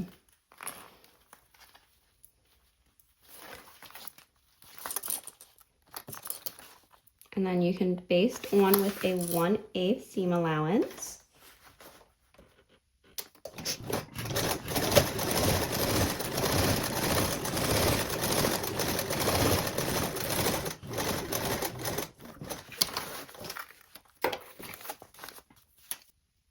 And you want to ensure before you sandwich this that your remaining part of your zipper is hanging off on your right side this time. Now you'll take your remaining top accent piece with your handle and you'll put those right sides together along that top edge.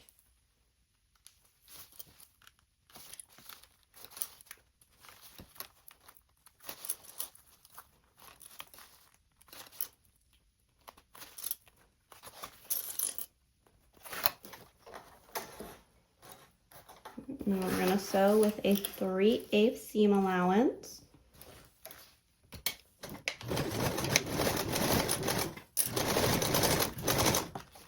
Again, making sure those straps are straight while you're sewing across them.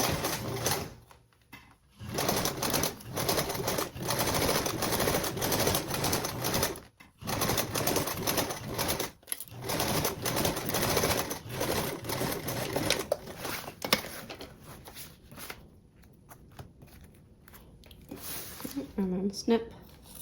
Here's your corners. I'm going to turn this right side up, and then we're going to press that seam down. And we are going to top stitch along the lining portion with a 1/8 seam allowance.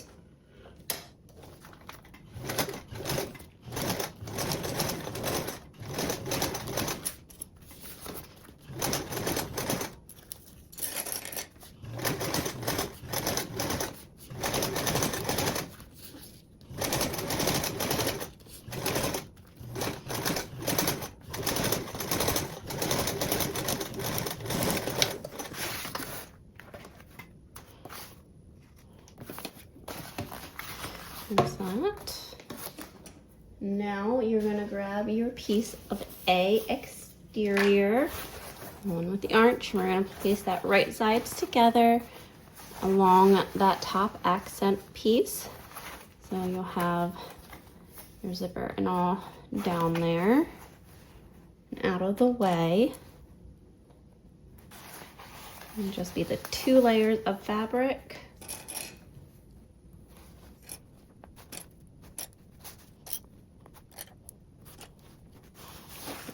And then sew with a 3/8 seam allowance.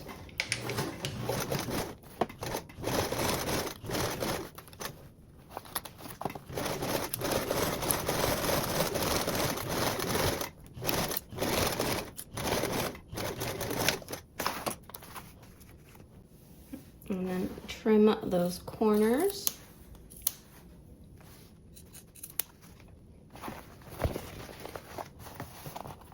And give this a little press. Since this will be the top seam.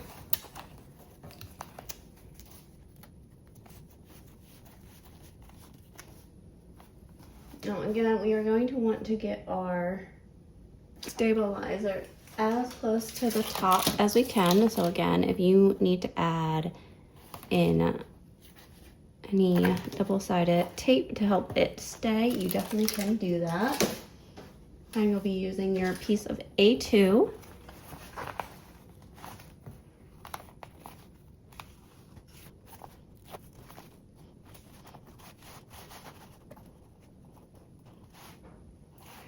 And then you'll encase that within your fabrics.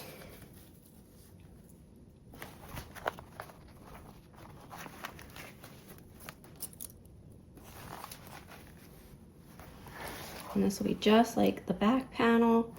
And this time we'll just be clipping also around the arch.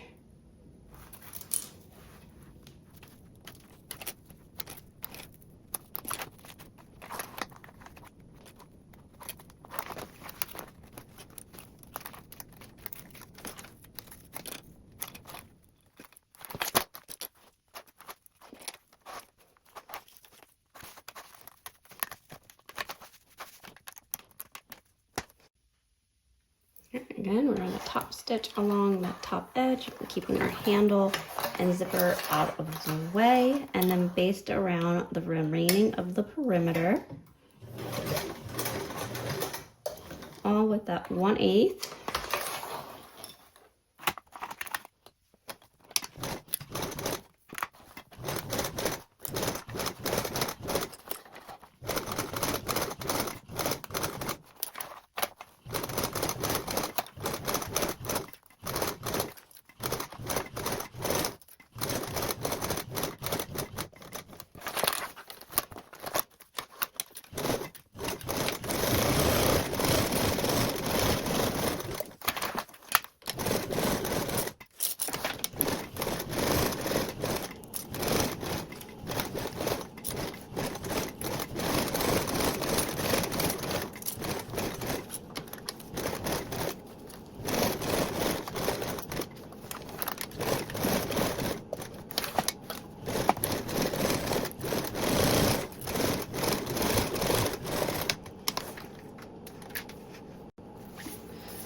So now there's that panel.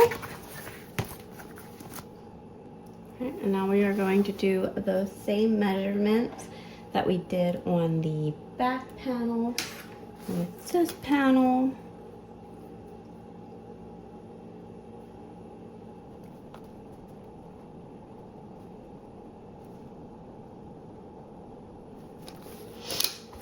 So again, with the 3/8 down and then the 1 inch down and 5 1/8 away from the edge. And that would center it right in between the strap.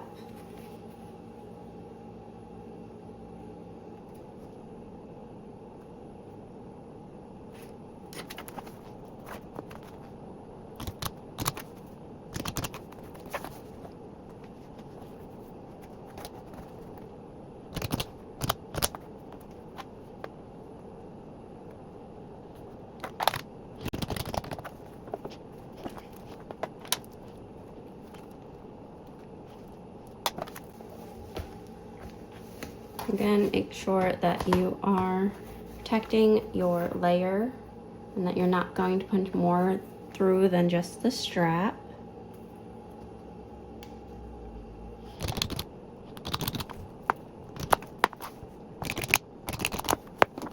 And then because of my fabric, I'm going to add some of the fabric tack or like the fray stuff, just so my fabric doesn't continue to fray. This was a cotton canvas.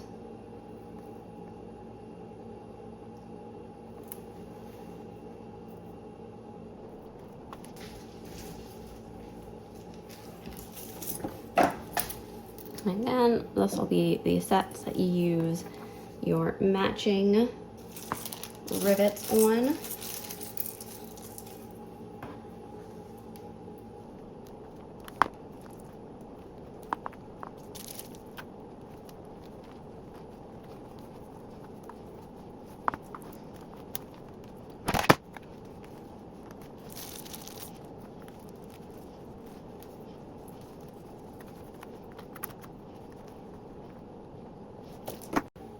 Now I'm gonna go ahead and go over and punch these real quick.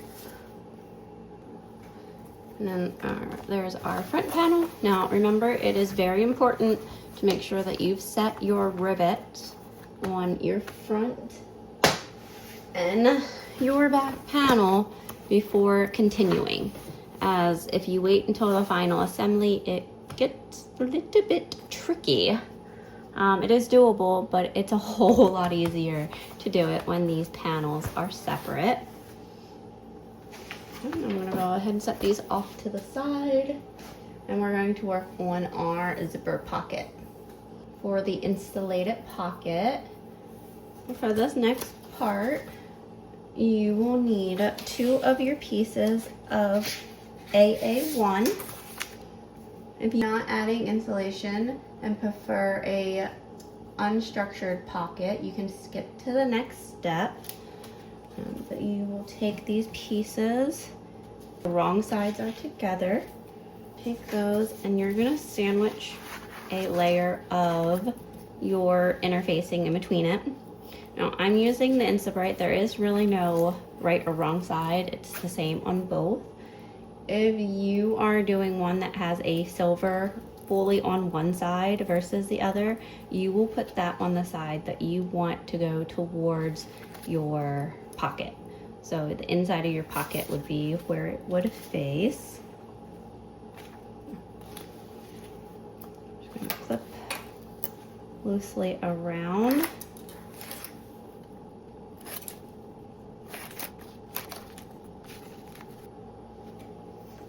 And then let's just say this was the side that we wanted that had the silver on it, and this would be the side that we would go inside the pocket. One of the corners of your make, you just want to make like a little X / marking that you know that that will be that side that needs to go into your pocket. I'm going to baste around with a 1/8 seam allowance to sandwich the installation between my layers.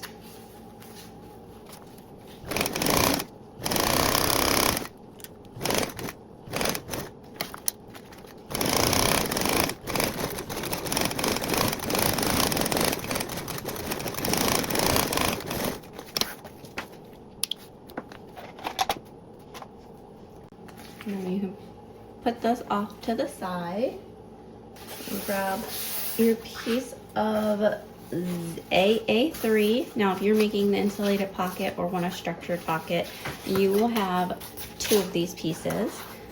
I'm going to take the one right now. I'm going to have that with the wrong side facing up. We're going to mark 3/8 of an inch away from the edge.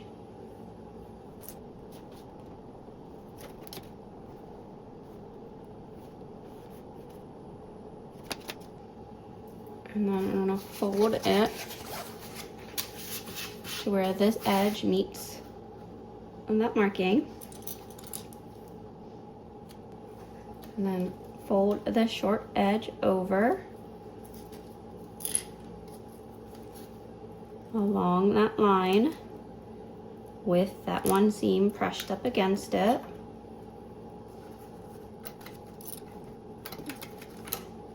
And now we're going to sew with a 1/4 seam allowance.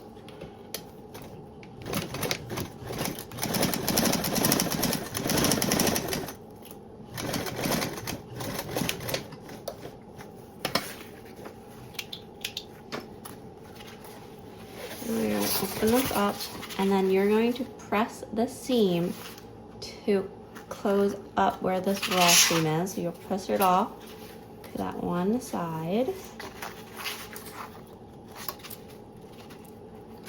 And get your little tubey.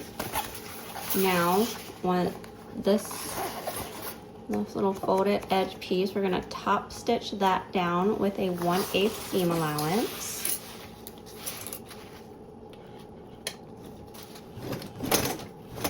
And then as we are sewing, making sure that we are keeping our remaining part of our lining out of our sewing area.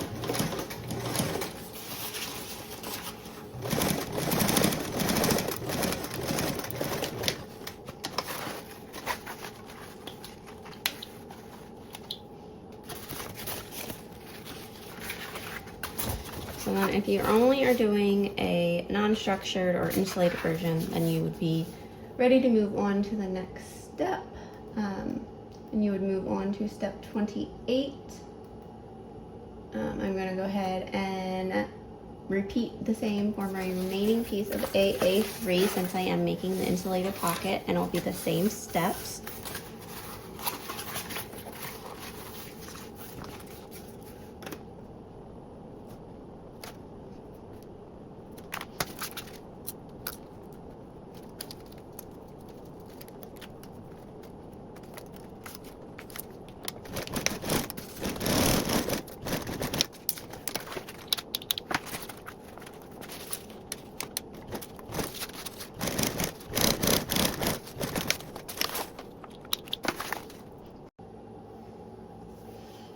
Right now, I'm gonna grab my installation of A4. And then I'm actually going to end up taping these together with painter's tape just to help it stay in a circle.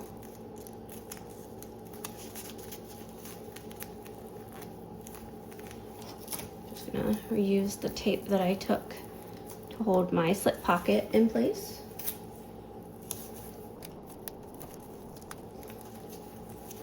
Okay, and now I can slip this in between the layers. I'm going to turn one of these wrong side out.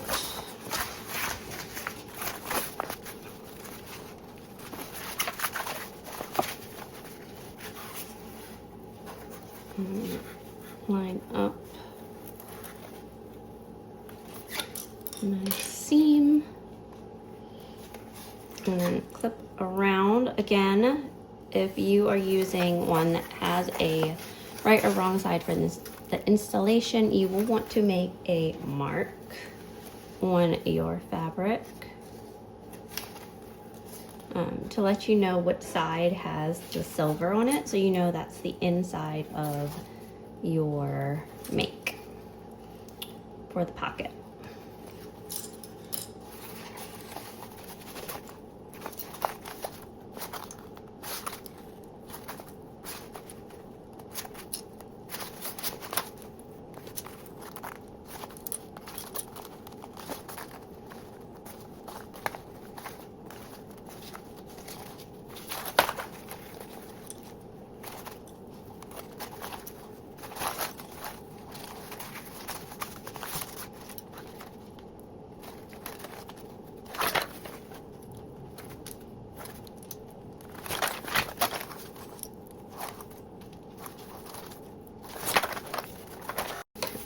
Now, once you get your pieces all clipped around, it will look like this. Remember, your installation is sandwiched in between your layers.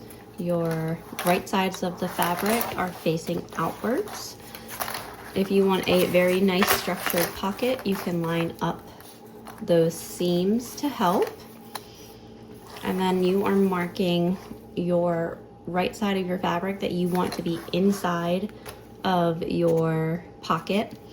That would be the side that if you had a right or wrong side of your installation, then your silver side would be facing down towards that layer.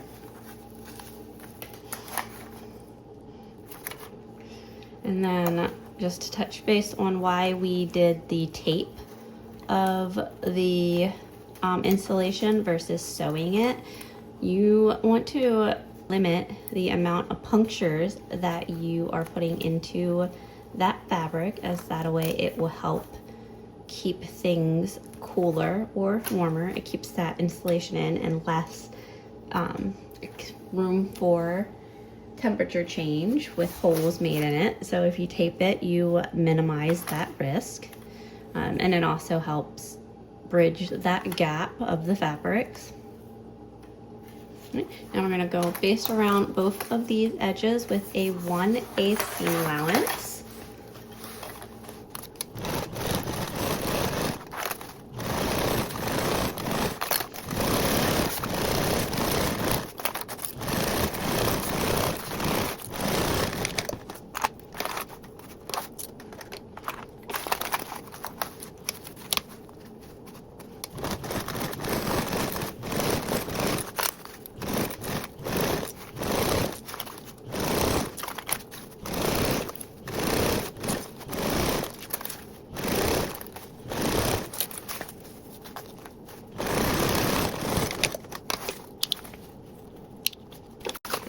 That'll be your loop.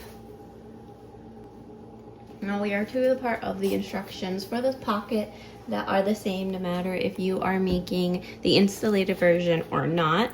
As now all of our layers are now just one, as if this was just a single layer of tube. So this has more the structure because of the installation. And then this is now essentially one panel. Just has more structure because of the installation. Now we're gonna mark the center top and bottom of this panel.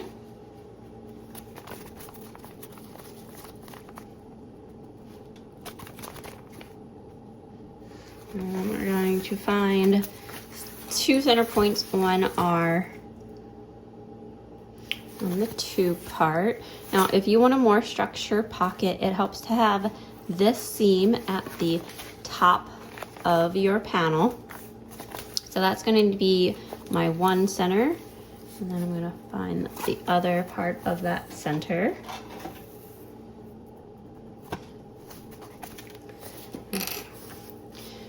Now, if you want that more structured pocket, this one will go up top.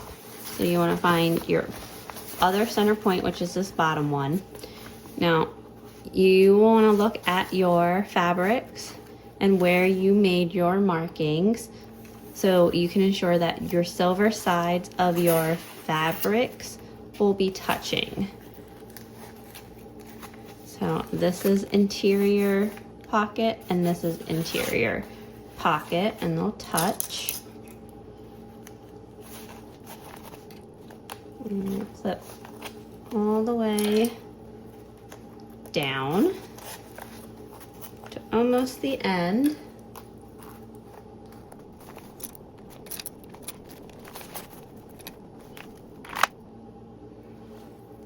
All right, and we are actually going to make a 1/4 of an inch marking away from the edge of this panel. This is, and I'll turn it this way because this is the way that it is looking in the instructions so you can see it. These are going to make a 1/4 inch marking away from your sides. And these will be your start and stop points. And now, once you made your markings, you're gonna snip that 1/4 into this AA3 ring lining, and you're gonna snip no more than 1/4 of an inch. And now I'm gonna baste with a 1/8 seam allowance in between those two markings, ensuring that I'm just getting those layers and not an additional this. So I found it helpful to put my flap down into my ring.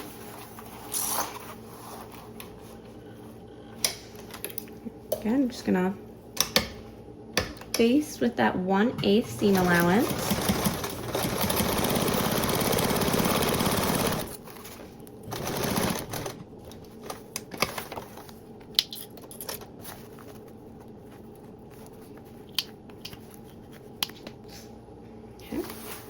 Now you can go ahead and bring this panel up and have that top center point match your center point of this seam.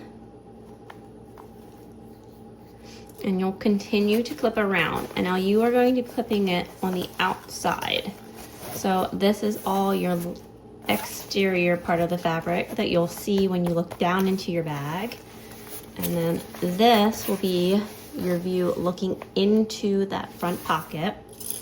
So your binding will go behind it.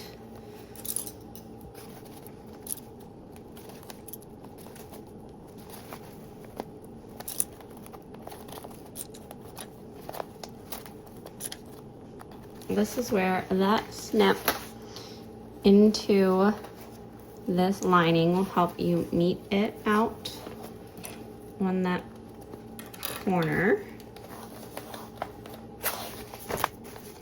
And you'll do it on this other side.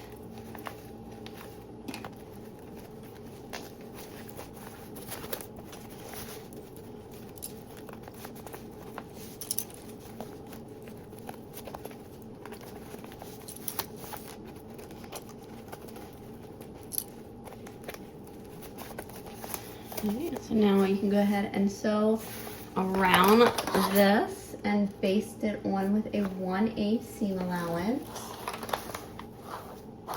And then you'll start and stop at that 1/4 seam marking.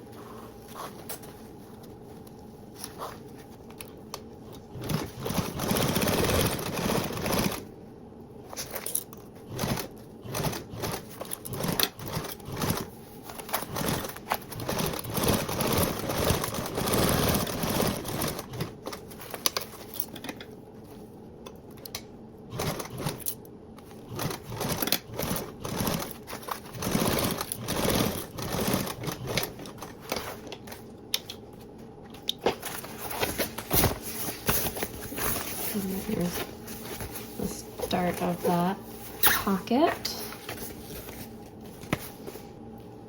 Now we're going to work with our binding, and you're first going to cover the straight bottom edge. I'm going to use fold over elastic for my binding, but you can do the binding of your choice.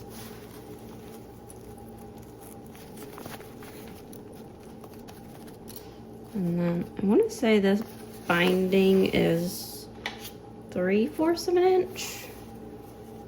Yeah, this is 3/4.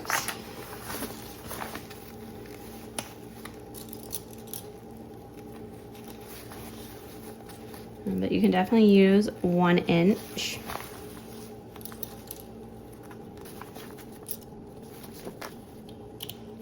Okay, and now you don't have to worry about concealing the raw edges on this binding, because when you do your binding around, it will cover the sides.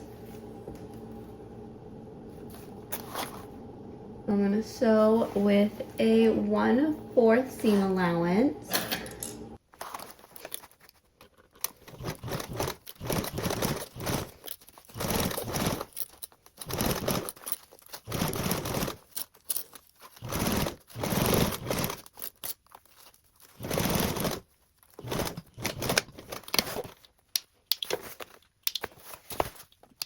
And then you can make sure that you caught your binding on both sides. I'm going to trim off this excess.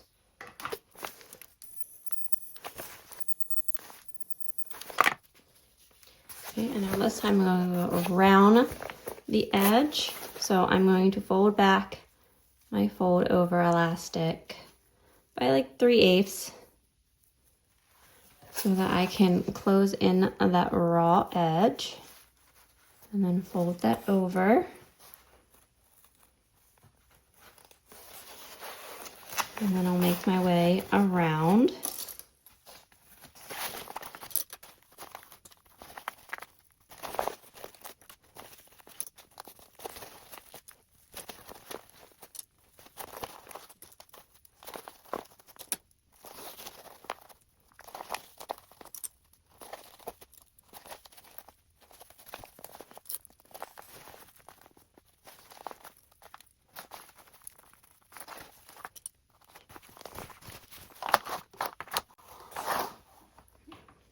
At the end, again, you want to leave that overhang so that you can fold it back and cover.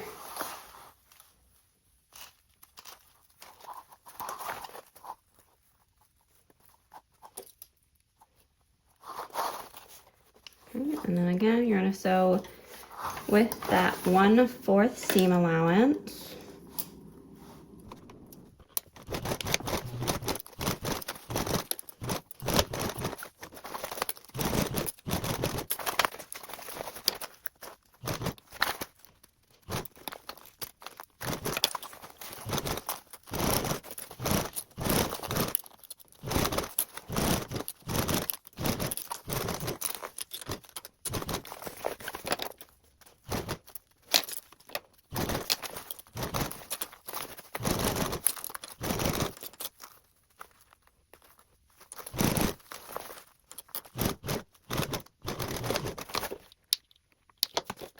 So then you'll check your binding around, make sure that you are happy with it. Now keep in mind, it does not need to be perfect. This will be inside of the bag.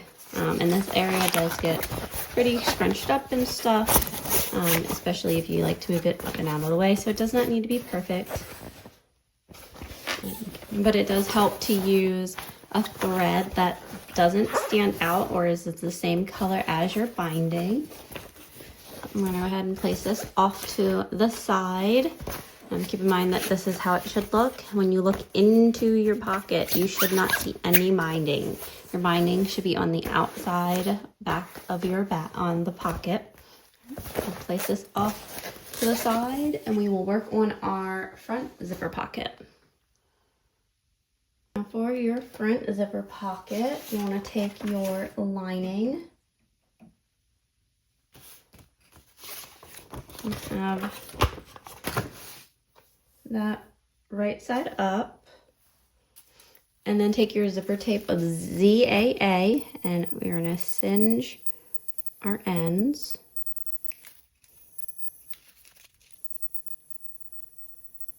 Oh, my thingy's dying. I need to charge that one.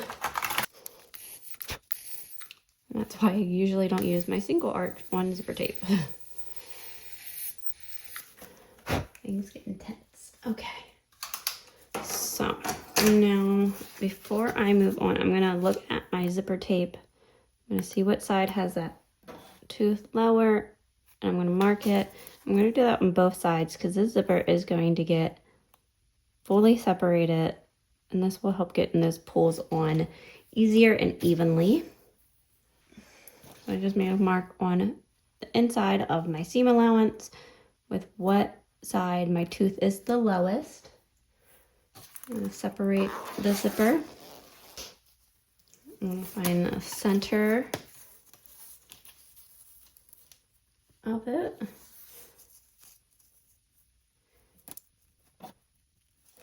And then also find that center top of my lining.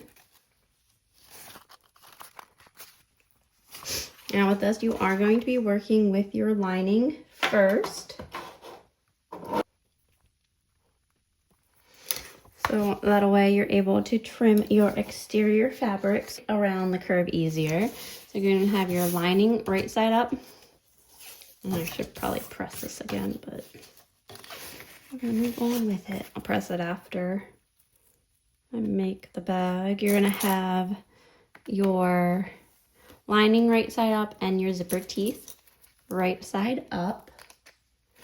And you're just going to match that center point and then work around and down.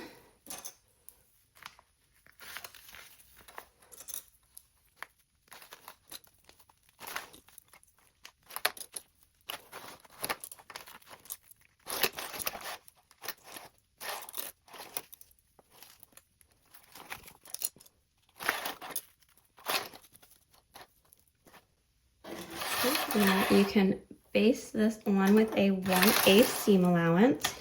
And you can also, before you've based, match up your linings to see if you have the same amount of zipper tape on each side.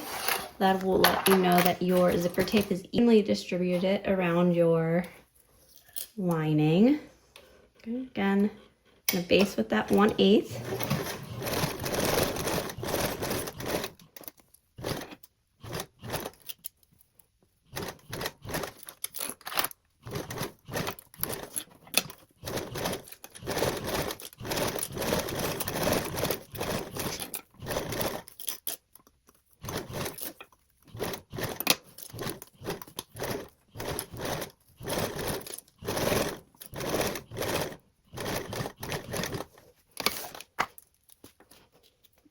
Now you'll take your piece of flap exterior AA and place that right side down, and you'll sandwich your zipper.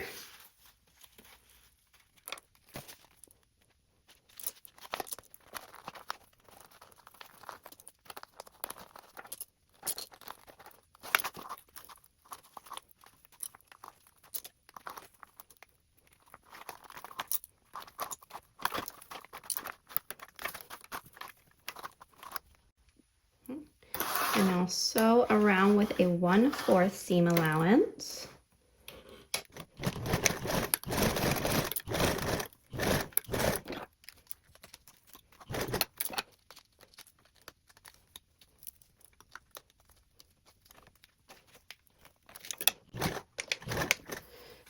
going to end up doing is switching off. You can sew like that. I was using my hemostats to smooth out the zipper tape around the corners. But honestly, if you sew with the lining side up at that 1/4, it will go around that curve a whole lot easier.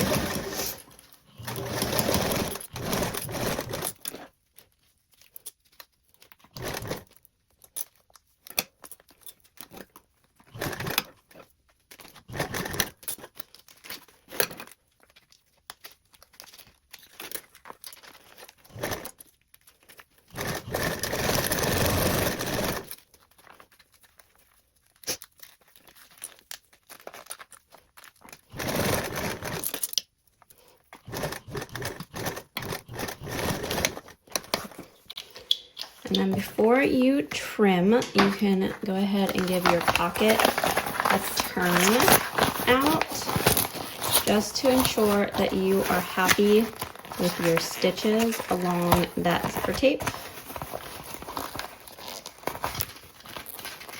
And that you don't have any puckers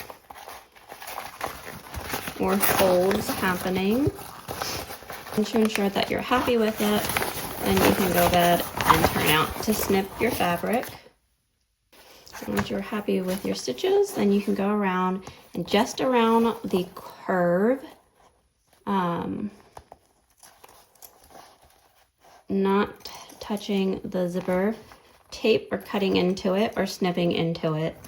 Literally just the exterior fabric. You can trim with pinking shears. And if you don't have pinking shears, you can always notch around it.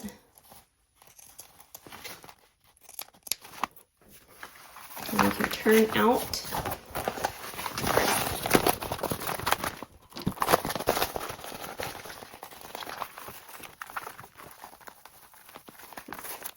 And you can also trim the bottom corner of your exteriors.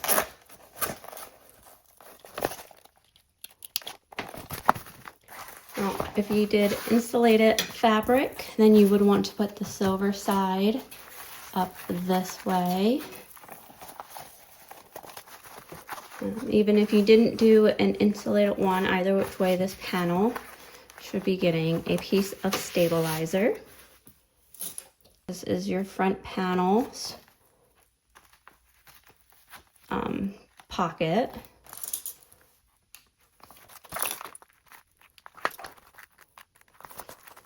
Now I can baste along the bottom edge and top stitch around my zipper, all with a 1/8 seam allowance.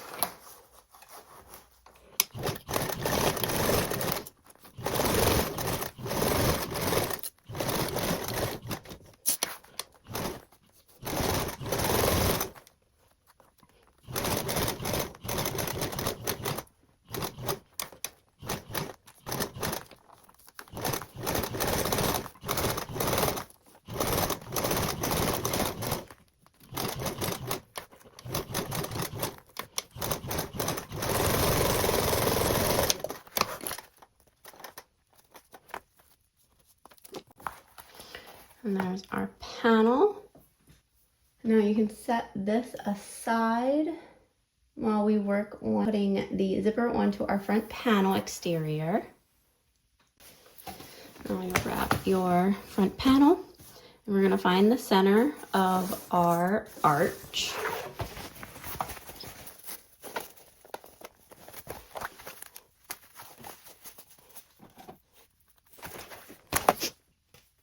And then you'll find the center of your zipper tape. And then you'll match that along the center marking, and you'll have these both right sides together. So your teeth will go against your print. And then you'll clip around. When you get to this curve, it does help to curve up your zipper tape so that it takes to that curve more naturally.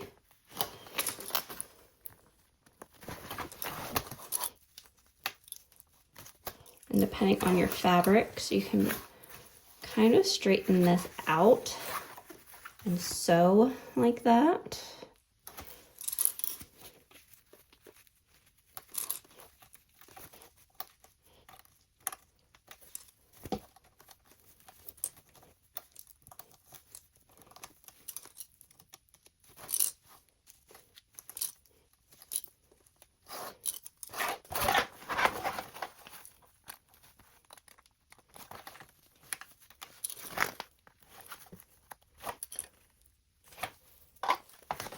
Base with a 1/8 seam allowance, and you can either sew this way up or you can sew this way, whatever is easier for you with getting the zipper on.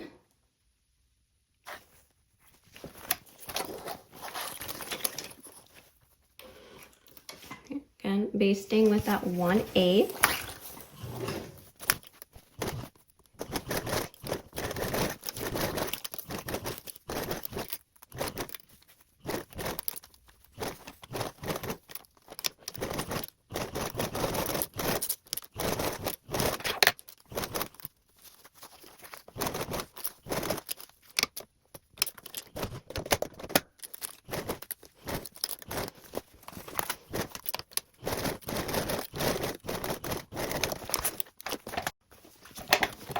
And then you can go around and make sure that you are happy with how that zipper is laying so far. And then you can ensure that your zipper still remains the same amount of overhang past the end of your panel.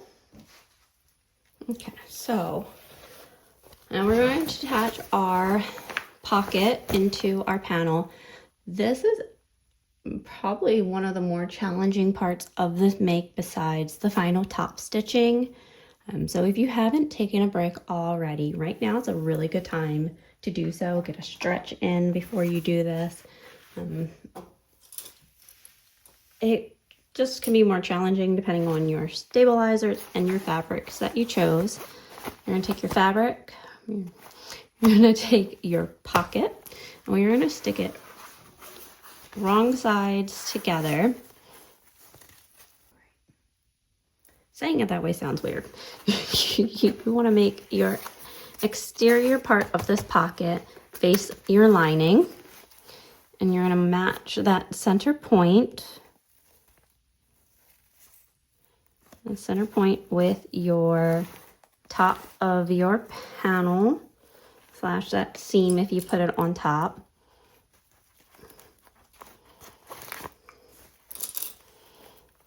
And we're going to clip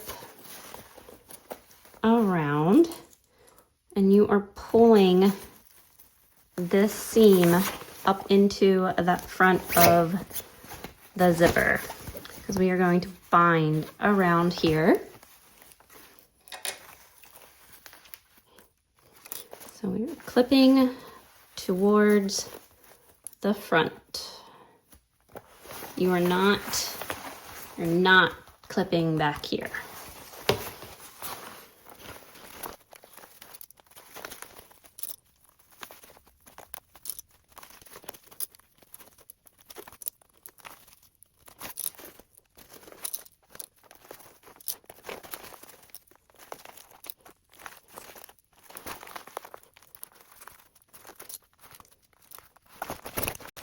Is what your panel looks like so far. Now this next part we're going to be sewing with this panel facing up. Now it is easier if you have a machine that's not a flatbed. So if you have a machine that you can pick up and kind of put on like cinder blocks or yoga blocks, anything to get it up and elevate it, that makes this process easier.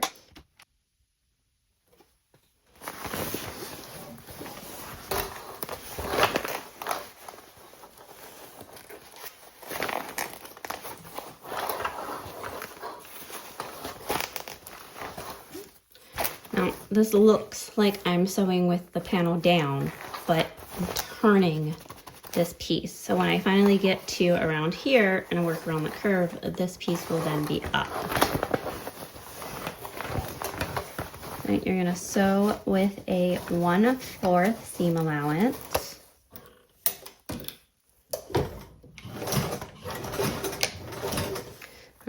And me personally, I like to do a scant 1/4, so slightly smaller than a 1/4 seam allowance, because I'm going to cover this with binding. I want to give my binding more area to cover when I come around and do that 1/4 seam, and less chance of my stitches showing. So if you ever end up seeing your base, your bottom stitches when you're doing binding, try doing a little bit smaller of a seam allowance with your construction stitch.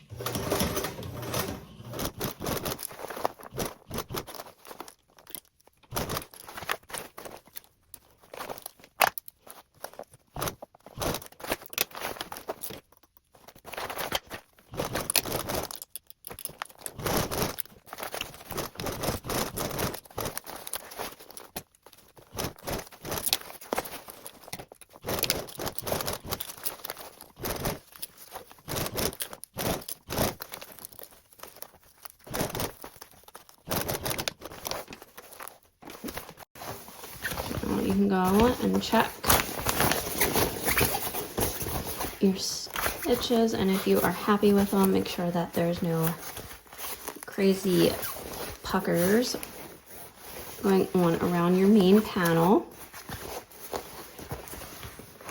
And once you do that, we can now cover this edge with binding.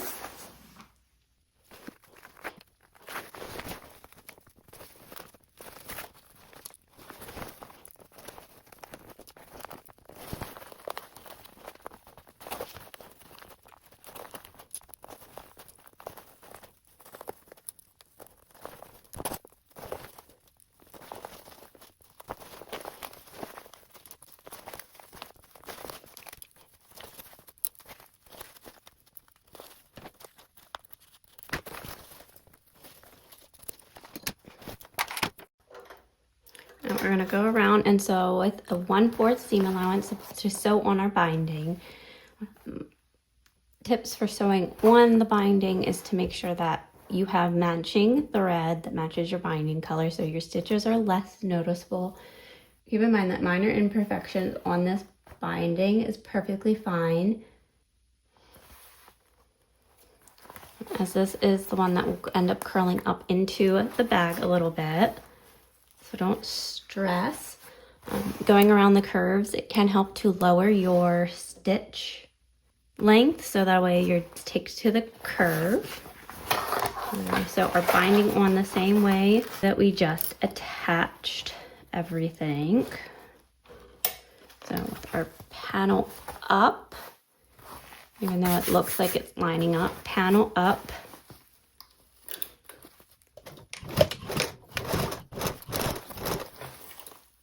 And then if you need to, double-sided tape can help with keeping your binding in place.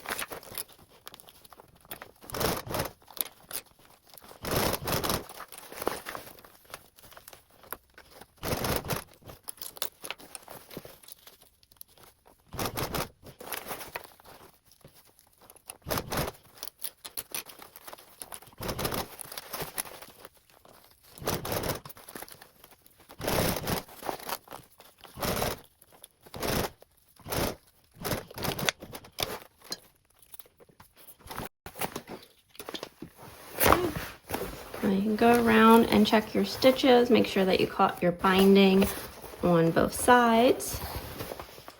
And then here is what your panel will look like, looking into it with your binding around and inside the pocket.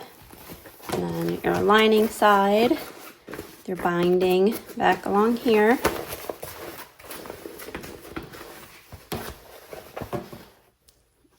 Now you can take your flap and attach it with our two pulls. So I have marking on that, so I'll put the pull on this first, and then there.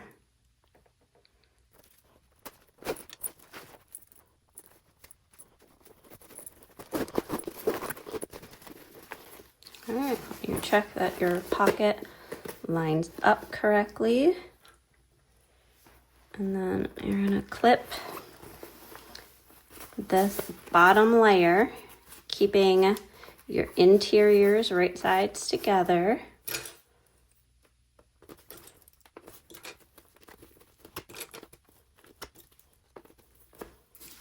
And then your zipper tape ends up being pushed out a little bit, just on the bottom side. Now I'm going to go ahead and baste along this bottom edge.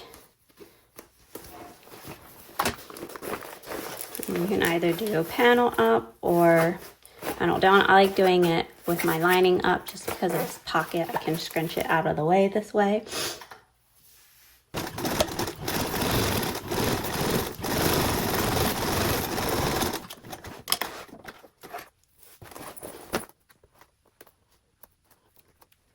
And then note that if you need to trim your pocket, it is perfectly okay, just for allowing the fact of slight variations in like seam allowance, cutting, and minor adjustments. So that's perfectly normal if you have to end up just trimming that slightly.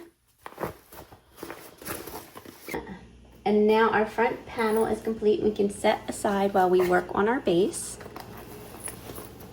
Now moving on to our base. So you'll need your exterior piece of F. I'm gonna lay that wrong side up. I'm gonna take my stabilizer piece of F2, which I'm using a 3mm Sewfusive foam. It's a self-adhesive foam from Sewfisticated Craft Designs. This is the premium.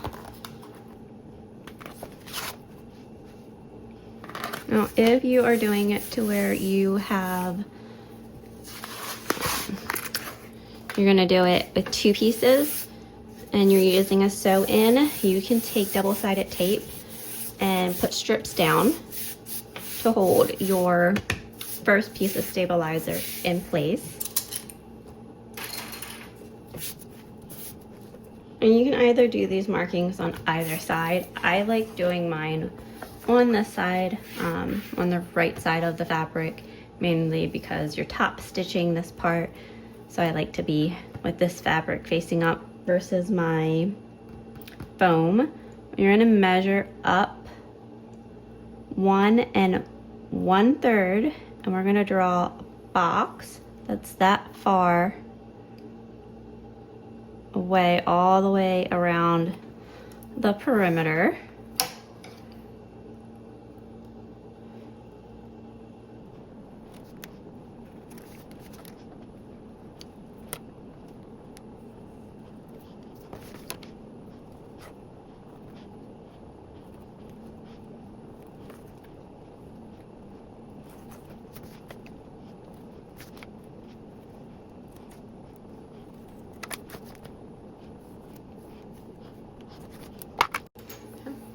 Now I'm going to sew around, top stitching on the marking that I just drew.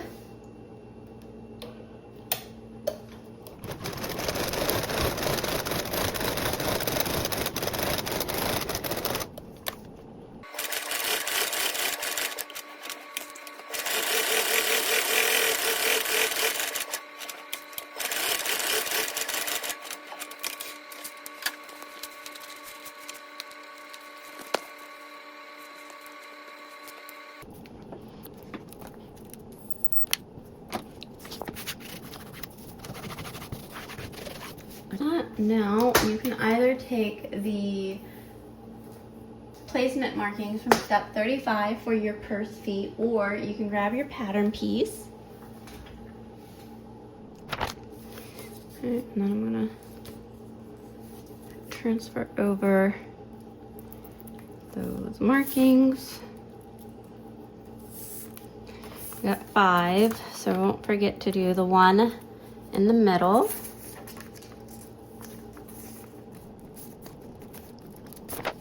And then just like my rivets, you want to make sure that your hardware is smaller, or your hole is smaller than your hardware, so that your hardware is snug in the hole and not able to wiggle around, because if it can wiggle around, then it's going to be easier to fall through.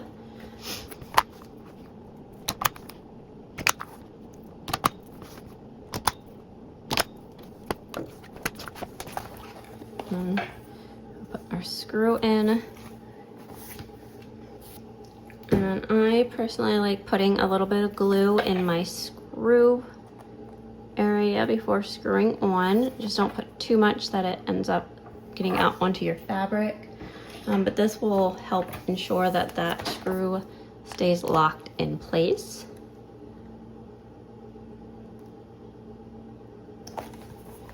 And I'll repeat that for my other 4.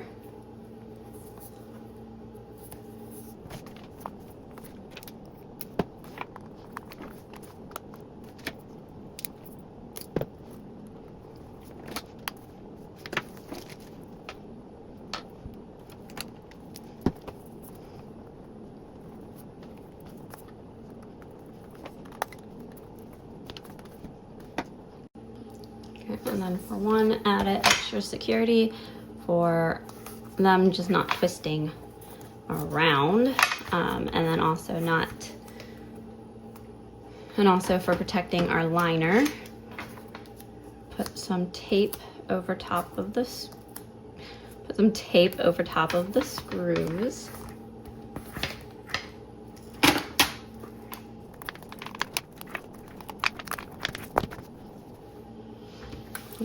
If you're doing 2 things of stabilizer, if you didn't do them both in this part, you can go ahead and lay another piece on top of this. Again, if it's a sew-in, you can go ahead and use double-sided tape to keep it in place.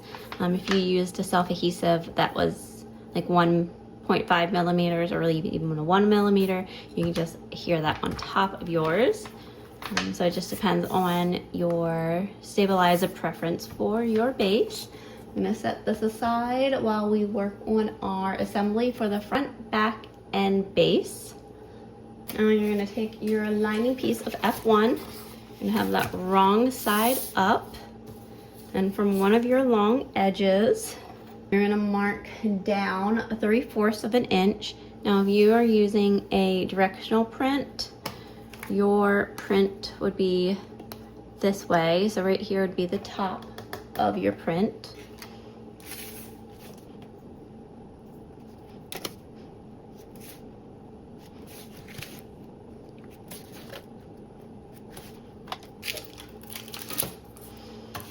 Now you can put double-sided tape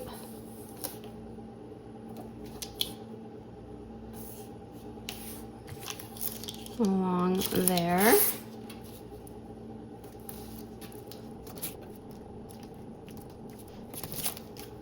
When the panel's facing the right way, it will be just above the line that you drew. Now I'm going to remove the backing of the tape.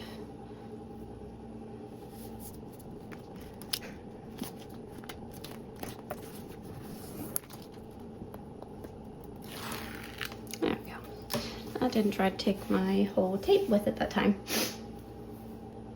And then we're going to fold down that top edge to meet our marking.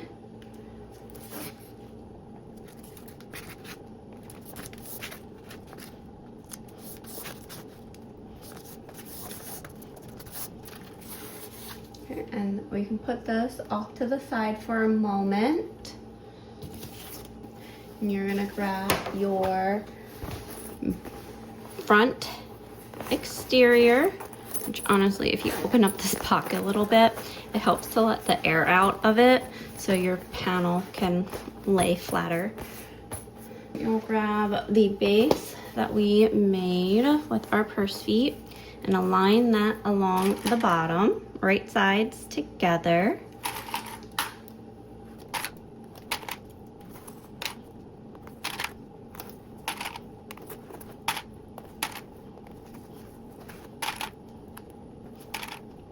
Now we're gonna baste this with a 1/8 seam allowance.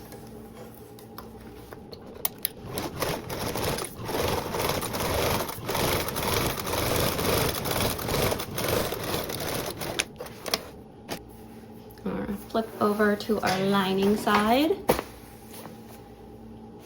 and take the lining piece that we just did, and we're going to attach the raw edge, not the folded edge that we just did, the raw edge, and you're going to place those right sides together so you'll see the wrong side of this lining facing you. You'll see your little fold raw edge, and then you'll see your lining of your bag.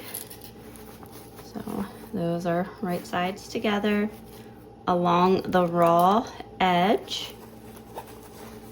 And just make sure that your lining is up and straight, so that you're not gapping it.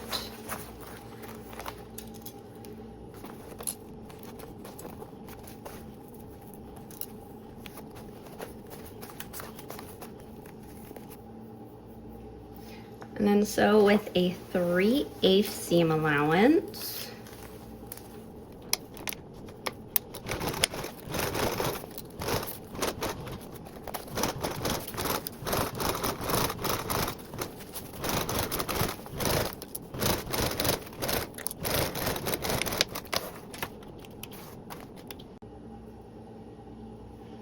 Now you can clip your seam allowance corners. And then trim that zipper tape down if you haven't done so already. And then because I snipped into my zipper tape, I'm gonna singe the edge just to help prevent it from fraying. Just be careful of the type of materials that you used on the rest of your bag. Turn these fabrics right side out. And we'll turn this over so our exterior is facing the right way. We'll keep your lining slightly out of the way. You'll grab your back panel and you'll place the exteriors right sides together. And you'll join with just the exterior base. It'll look like this. So this will be there. Take that out. It's just the exterior base and your back panel lining.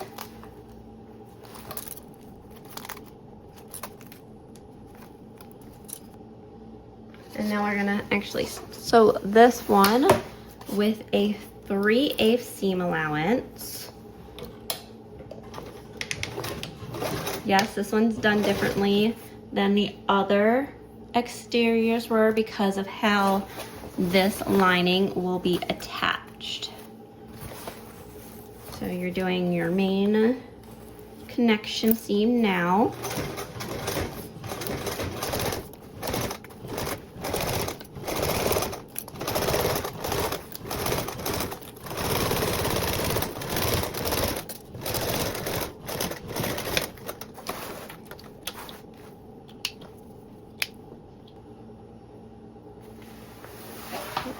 And now you'll clip your seam allowance corners to reduce your bulk.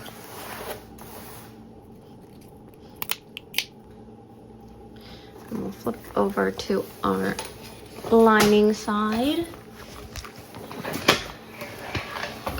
Ooh. Okay.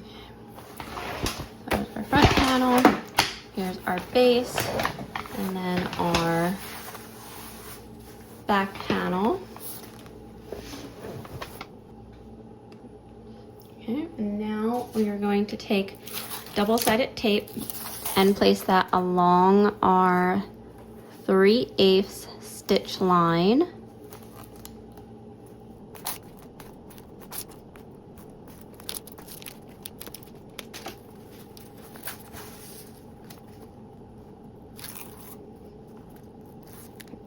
And then remove the backing. Now you're going to take your lining that we folded back, and you're going to cover that tape, making sure that you get just past your stitch line so that your stitches will be covered.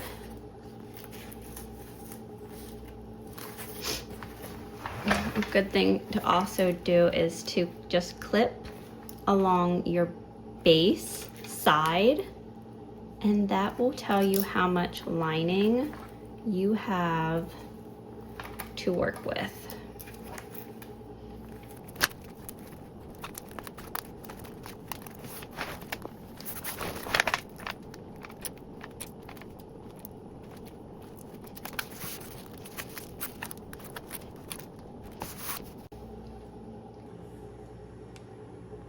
And then here's another view of the bag with our back panel, the base lining that we just took our double-sided tape down to our 3/8 seam allowance, or 3/8 inch stitches to cover those up. I did clip along the sides to make sure that my lining was nice and snug.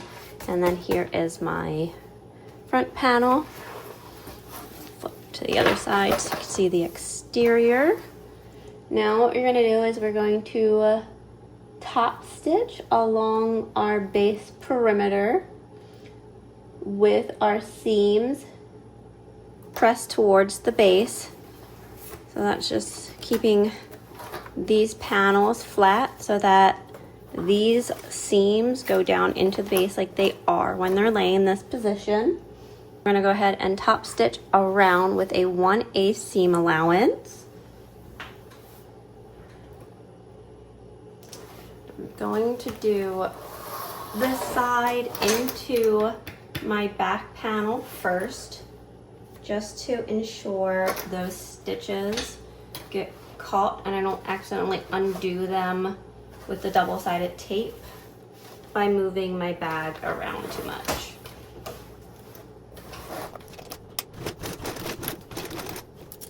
And remembering we're top stitching with a 1/8 seam allowance.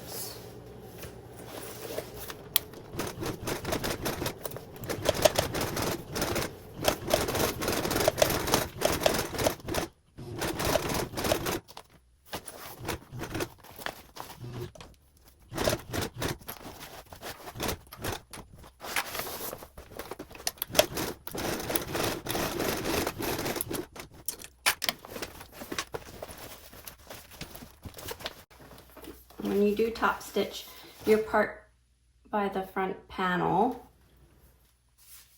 you do want to make sure that your pocket lining is out of the way. So give that base part of it a little tug, not much, just so that make sure that it's not under your sewing area.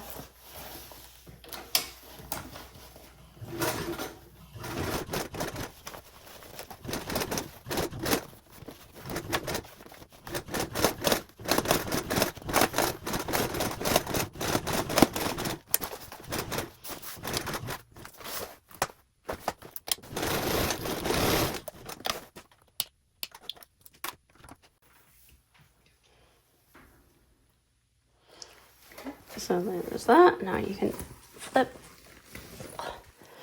over to your lining side to make sure that you did not catch this part of your lining into the seam and that you caught your full folded over seam allowance.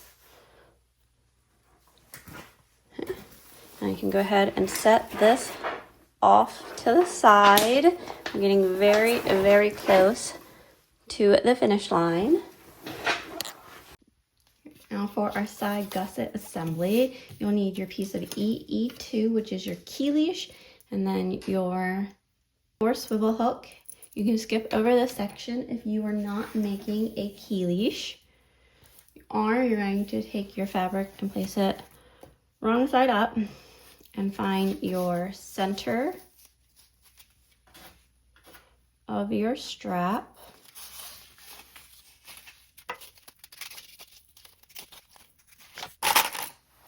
And then fold in to meet your long edges.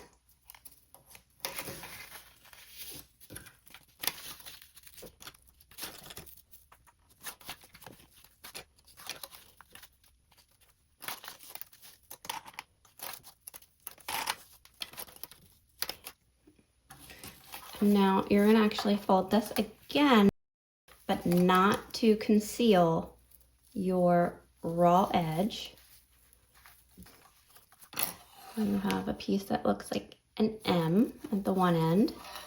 And then what you're gonna do is you're going to take one of your sides and fold it up over your piece.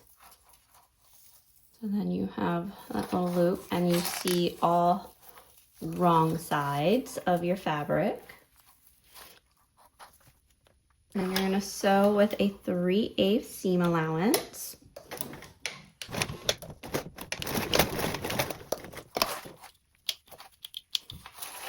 And you can trim your corners. And then this is where that magic happens, because you're gonna turn this right side out and then fold into it. Take a little hemostat, bring out that corner, and then the rest of your strap will just go right in place. And this goes back to the original way of just pressing those seams together so that you can seal that raw edge. But folding it the way that we did made this part right here extremely less bulky. This is nice and smooth and flat.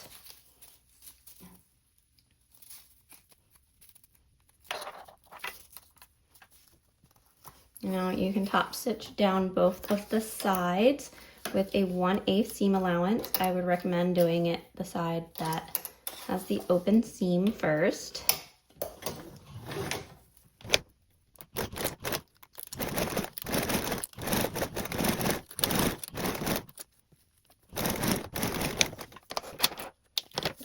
Now top stitch down the other side.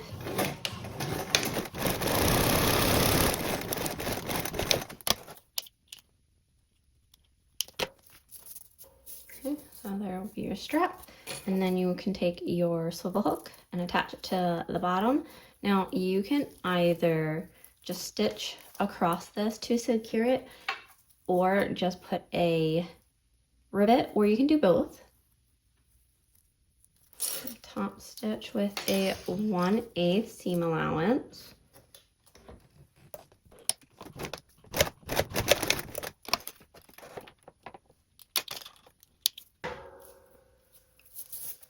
There's your key leash, and you put this aside. Now to work on your strap connector tabs. If you are not doing the D-rings to make it into a crossbody, you can skip over this step. But if you are doing those, you'll need your piece of EE1 and then your 2 1-inch D-rings. Take our piece of EE1, finding that center and making a marking. Now we're going to fold our long edges down to meet that center mark.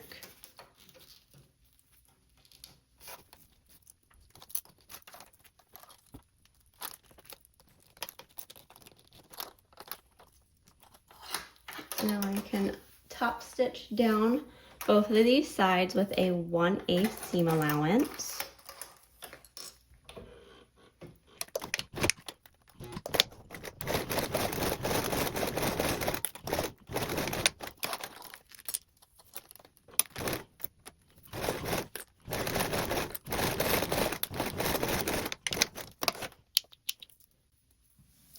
And there's that. Now you'll take this, you'll fold it in half.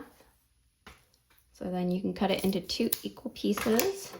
And I'll take these and slide them over your D-rings. And then clip.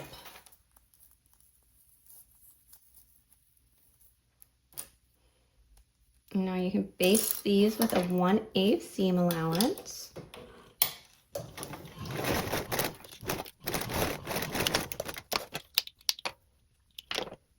Then you'll grab your 2 pieces of EE for your top accents.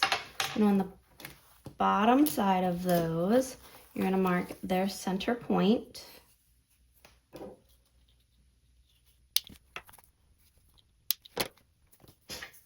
And take your D-ring tab. And then we're going to have an overhang on our D-ring tab of 3/8.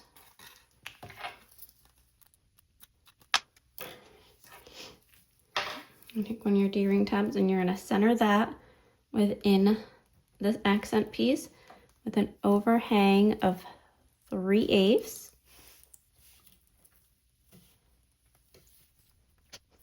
And then you're going to place your key leash, if you made one, at least 1 inch away.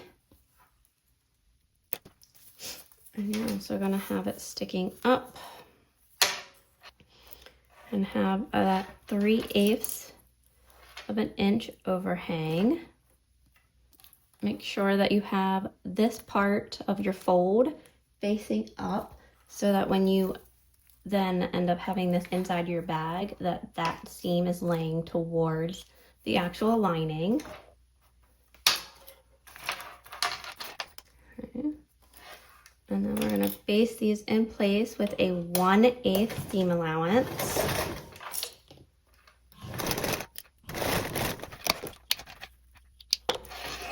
Repeat for the D-ring on this panel.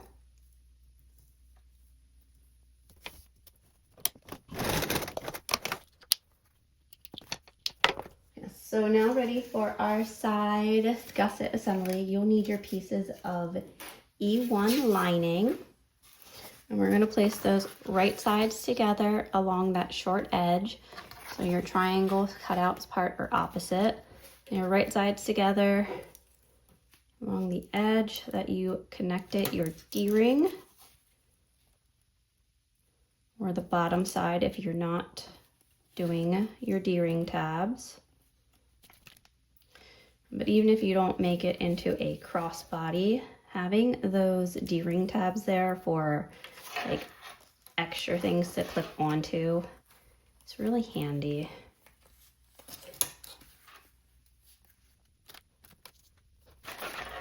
Prep this one.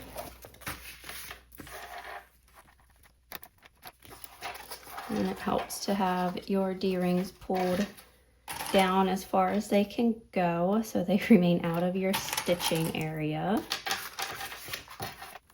And make sure your key leash is straight. Also with a 3/8 seam allowance.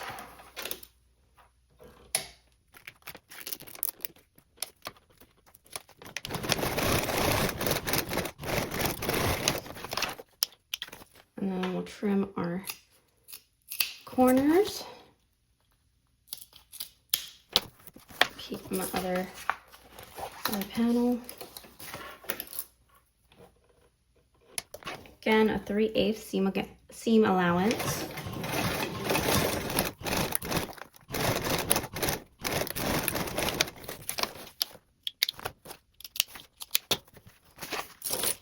And turn it out. We're going to press this lining, or we're going to press the seam down. And we're going to top stitch along it.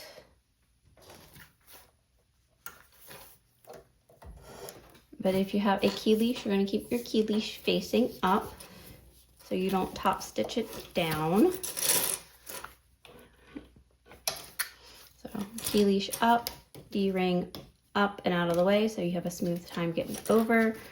And then the main construction seam is pointing down towards your lining. I'm going to top stitch with a 1/8.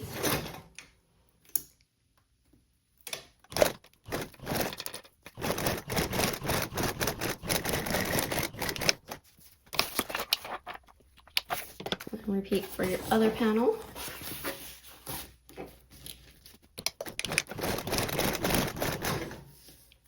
And then you might need a hump jumper to help get over your D-ring tab.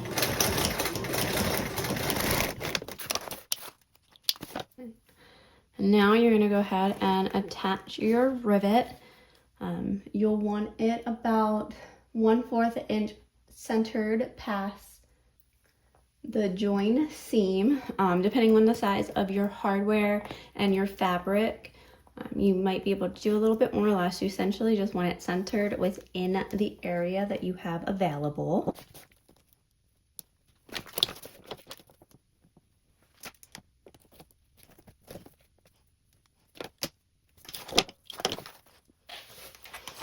And I'm gonna punch this hole and get a little piece of stabilizer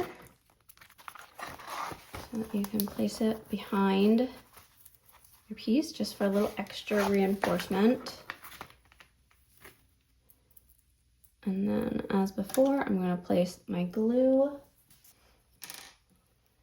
inside of my rivet just as a little extra bond. And I can press this. I'll be back and I'll repeat on my other panel. Now for the bottom part of your gusset, where the triangles are, you're going to meet those right sides together.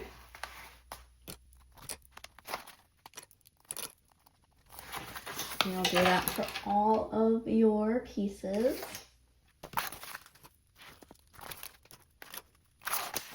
Even for your exterior pieces of E.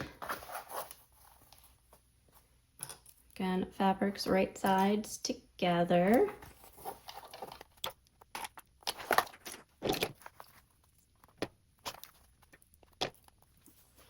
Now we're going to sew with a 1/4 seam allowance.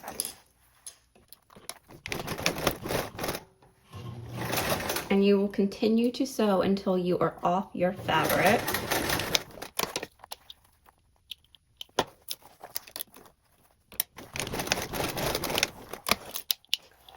So here was the end of our triangle, but I kept that 1/4 seam going until I got off my fabric, and then you back tack. And then for vinyl, you can sew another row of stitches within that seam for reinforcement if you would like. So then this seam ends up not being in the way, but you'll have a little bit of kind of like a dog ear sticking off, and that's what you want to get rid of. You want to trim this seam allowance corner to reduce bulk. And I'll repeat that with my other 3 pieces.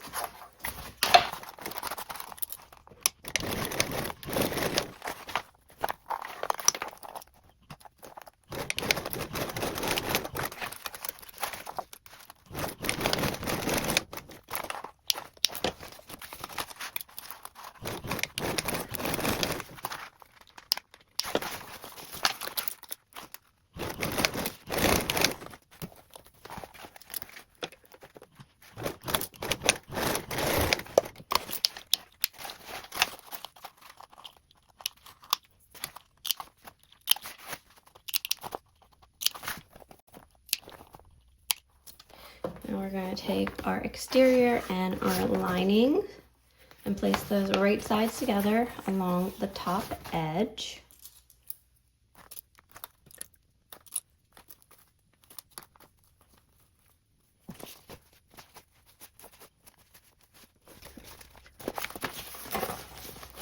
I'm going to do it for the other one too. Make sure your key leash is out of your way.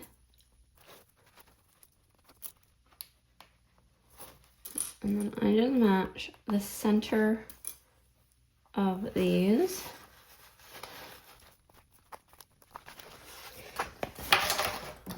And then trim that top accents piece off. You can take it to the pattern piece and trim the lining accent. I just find it personally faster and easier to do it this way. Okay, and now we are going to sew this top seam with a 3/8 seam allowance.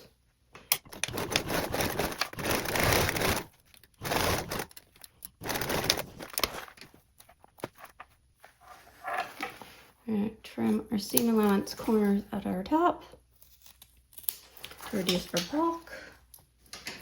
And repeat on my other panel.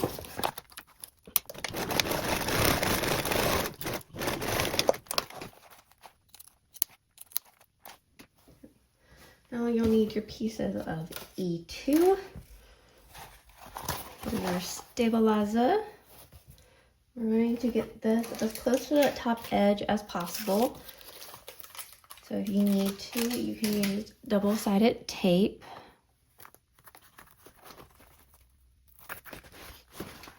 And we're going to take our pieces and turn them so they make that little scoop. Now for your exterior fabrics, you're going to want to press these seams up and out. So these will face up.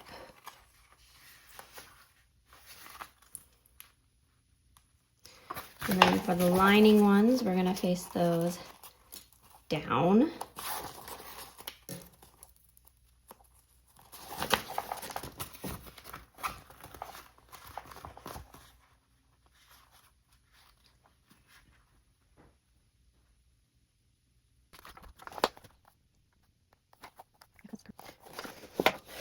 And then we can take our stabilizer and stick that up close to the top. And then bring our linings together.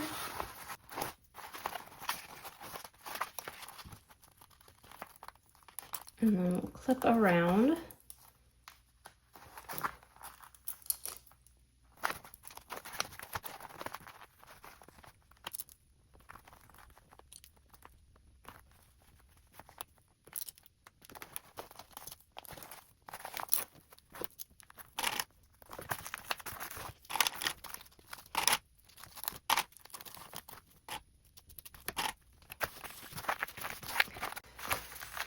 So my stabilizer is all the way up towards the top as it can go.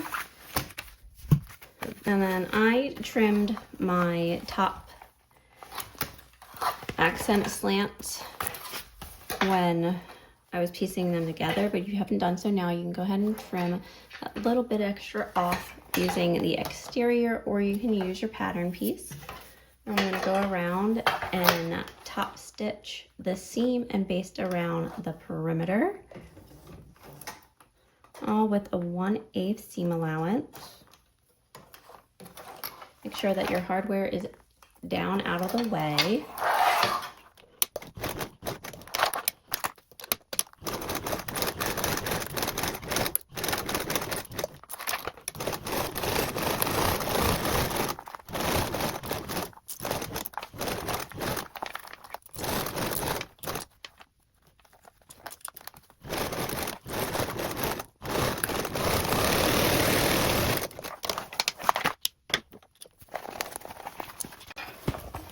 Our panel, and it is ready for a final assembly. I'm going to repeat on my other panel.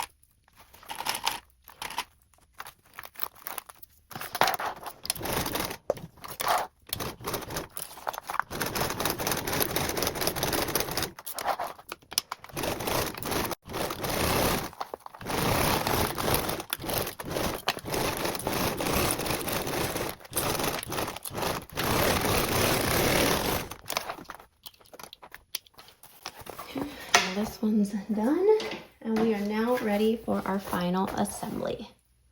You'll need your exterior and one of your panels. Do the key leash panel. I'm going to do it to this side. Okay, so here is my exterior, and then one of my side panels. I'm going to find the center bottom matching my seams.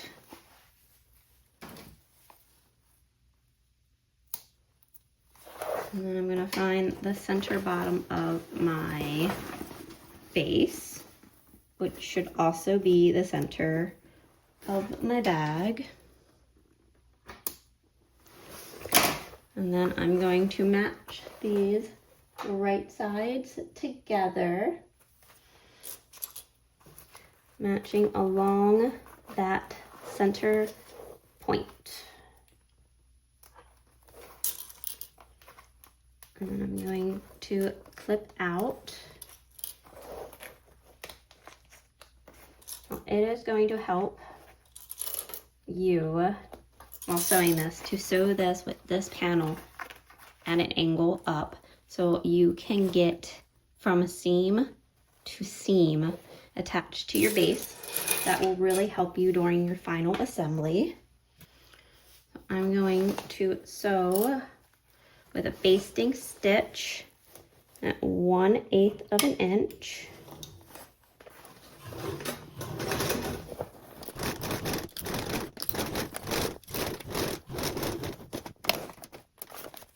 Now you're going to pick up your panel and match the top to the gusset and then clip down.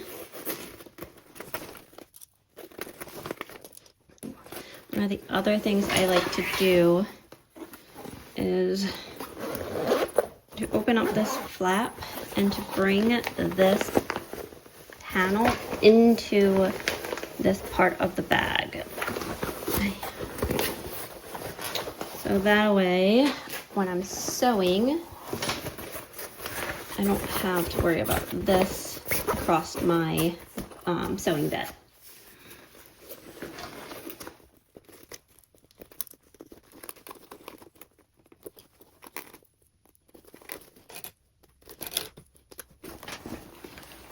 One side.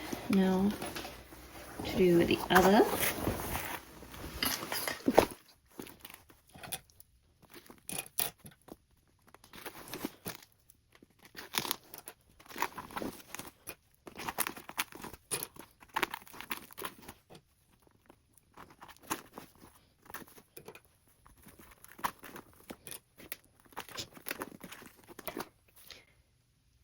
Now you can go ahead and we are going to sew around with a 1/4 seam allowance. We're going to make sure that our key leash and our zippers are out of our sewing area.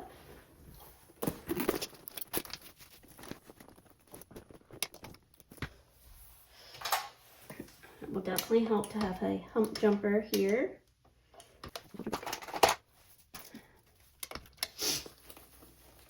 Okay, remember we're sewing with a 1/4 seam allowance.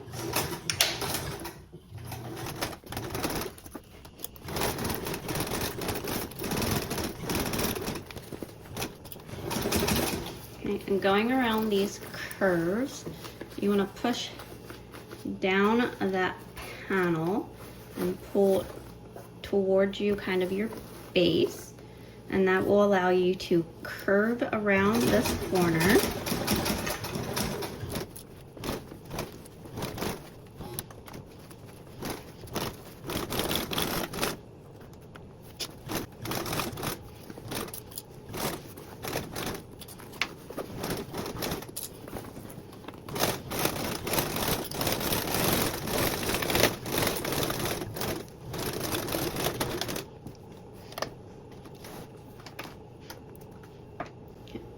And then you can go in and add a second row of reinforcing stitches within the 1/4 seam allowance. This is specifically helpful if you are using vinyl. Okay. And now you want to check your stitches and make sure that you don't have any odd placements going on and that you caught all of your seams. Once you're happy with your stitches, you're going to turn out to the lining side again, and you're going to trim the seam down by half. I just removed the basting stitch, so I only took like 1/8 of an inch off, which would be half of it, of your seam. It was just an easy way of being able to trim easily. Though funny story, I actually don't think I trimmed the seam during my first make. My machine made it through it perfectly fine, but it definitely is beneficial to trim that seam. You're gonna turn out your fabrics to the right side, and now we're gonna finish off that French seam, which is what this type of stitch is called. I'm going to go through and push my fabrics together, and I'm gonna put clips, one to help hold in place and press my seams open. And then this time, because I'm working on the exterior part of my bag, I'm gonna shove that pocket back in and zip up for the time being.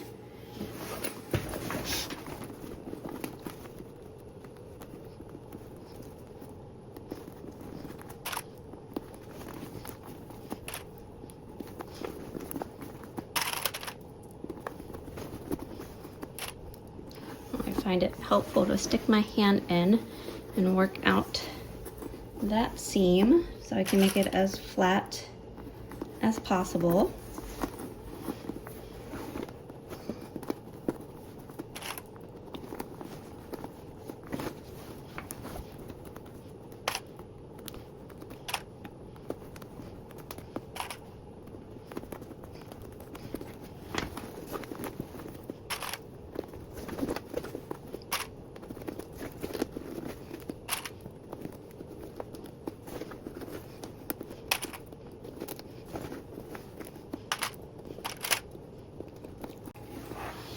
Now I can go around and top stitch with a 3/8 seam allowance. So top stitching with that 3/8 seam allowance, just make sure that none of that stuff is in your seam.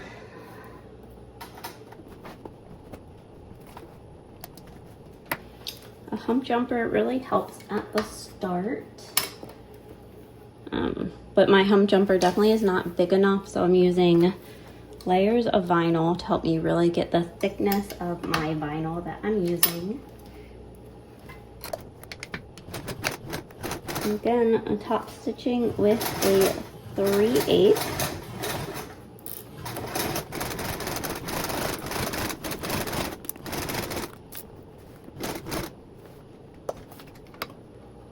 And then when it comes to the seam of that little triangle corner, it helps me to put my hump jumper in there.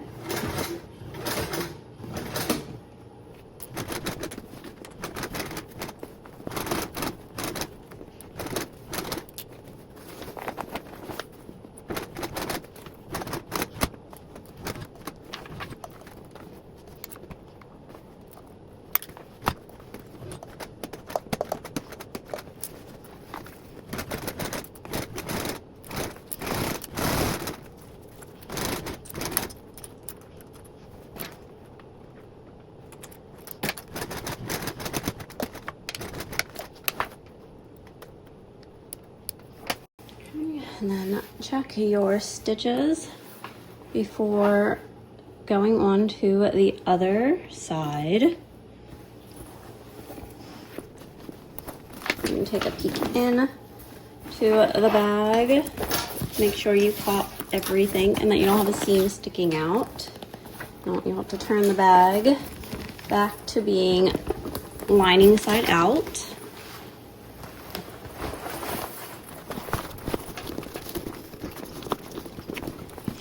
And then we'll go back to opening the flap up.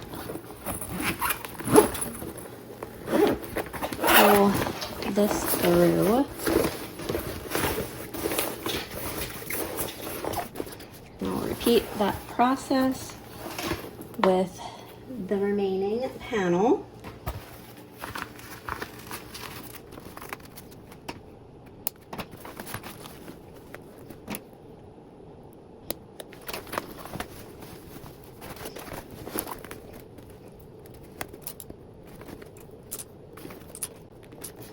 Now for this part, depending on your materials, this might be easier to keep this part on the outside until you get this basted on, but you'll have to play with you'll have to see what works best for you. I'm gonna do that facing along the bottom with a 1/8.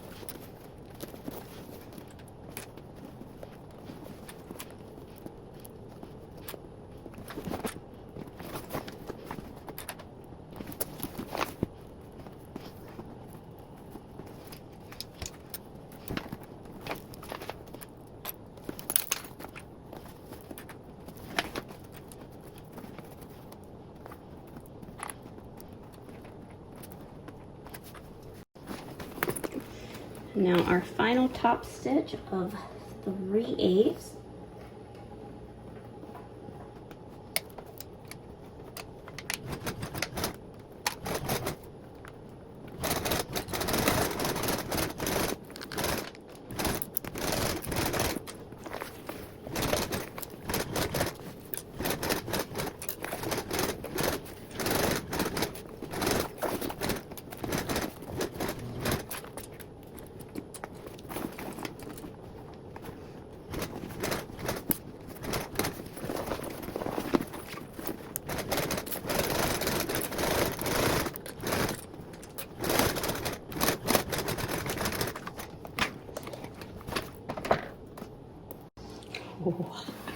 And she is done. At least the top stitching is done. And then you can check your stitches to make sure that you are happy with those. And we just have one other thing to do, which is put on our pool and cap, and we will be all done. Now for mine, I am going to be doing a zipper cap. So I'm going to put my pool on. I have my marking for what side to put my pool on first.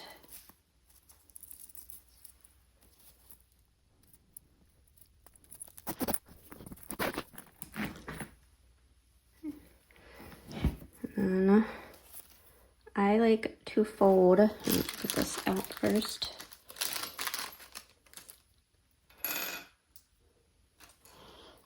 I like to fold in my sides to meet the side of my zipper tape and then fold in again versus just folding over.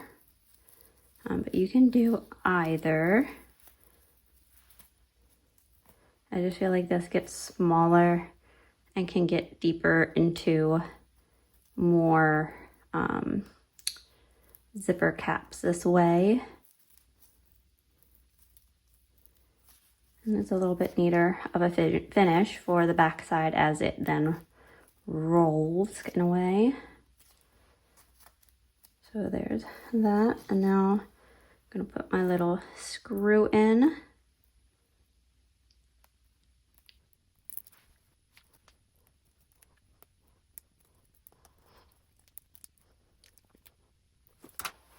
And there's that. And now your bag is all finished.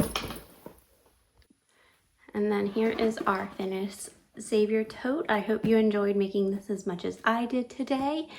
And don't forget to give this video a like and subscribe to my channel. And as always, happy stitching, everyone. Thanks. Bye.